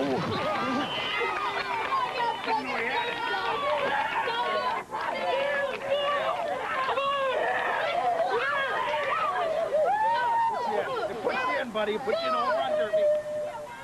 The Deutsch kid is scary. Man, nice swat, though. Well, he's already got the best nickname of the potential top picks. And better yet, Glenn Big Dog Robinson actually wants to play in the Midwest. Now, if the Bucks pick him, will the Big Dog be a tough sign? I just look just for a great opportunity. Glenn Robinson, didn't he used to play on the Spurs? Or Or am I thinking of David I'm not Robinson? looking for anything in particular because I'm I think it's I David just wanna play Robinson. ball. I would love to play for Milwaukee. The Big Dog's bite, much worse than his bark as well. The Big Dog hoping to someday mean to the Bucks or a team like the Bucks as much as Hakeem Olajuwon has meant to the Rockets. Today he beats We out got David like a Robinson, minute, the NBA's most 2 minutes valuable left player. on this Eastern newscast, Conference and then I'm Finals probably begin going to tonight shut the in New stream down because I've been Pacers and streaming Knicks. for like Knicks 3 opening behind hours the and I'm back a of little Starks, but he drunk. misses the jam. So Fear not, after this Knicks newscast fans, is over, because I'll Patrick Ewing there to mop up. say my Knicks lead the goodbyes and all series that fun 1-0 shit. as they win final New York 100, Indiana 89. Well, it was an unusual game to say the least. City champ Bayview facing once beaten Greenfield in regional softball. Third inning, Bayview will give up only 1 hit, but Greenfield scores 4 times. That's because of 5 Bayview errors like this one that allows Liz Laurent to come home. Then Jenny Baytog sends one deep to right over everyone. Baytog will easily get 3 on this one, but Jenny wants it all, and inside the Parker. Whoops, the throw in plenty of time, but the rundown, not quite the desired effect. Baytog scores. Greenfield held to 2 hits, but they win it 4-1, 7 errors on Bayview. Tommy Morrison still trying to resurrect his boxing career, facing Sherman Griffin. He knocks Griffin down in the first, but can't put him away. Morrison wins the unanimous decision in this 10-rounder. That's it for sports. Let's go to tonight's winning pick 3 numbers. They are 1, 6, and 8. The winning super cash numbers 4, 7, 8, 19, 22, and 31.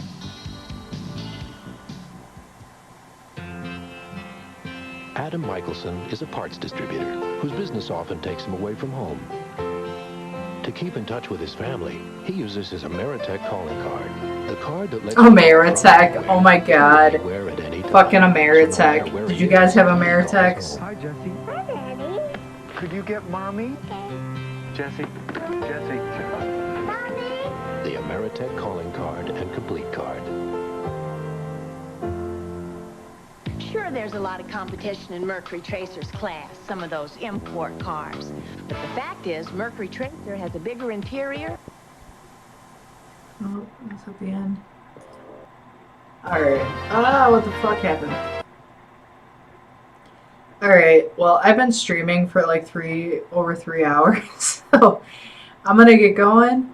Thank you guys for hanging out. I really appreciate all the support, and I love you guys. Like I said, look out in October every Saturday. You never heard of Ameritech? Jesus. Is that a Wisconsin thing? I don't know. But anyway, so look out in October.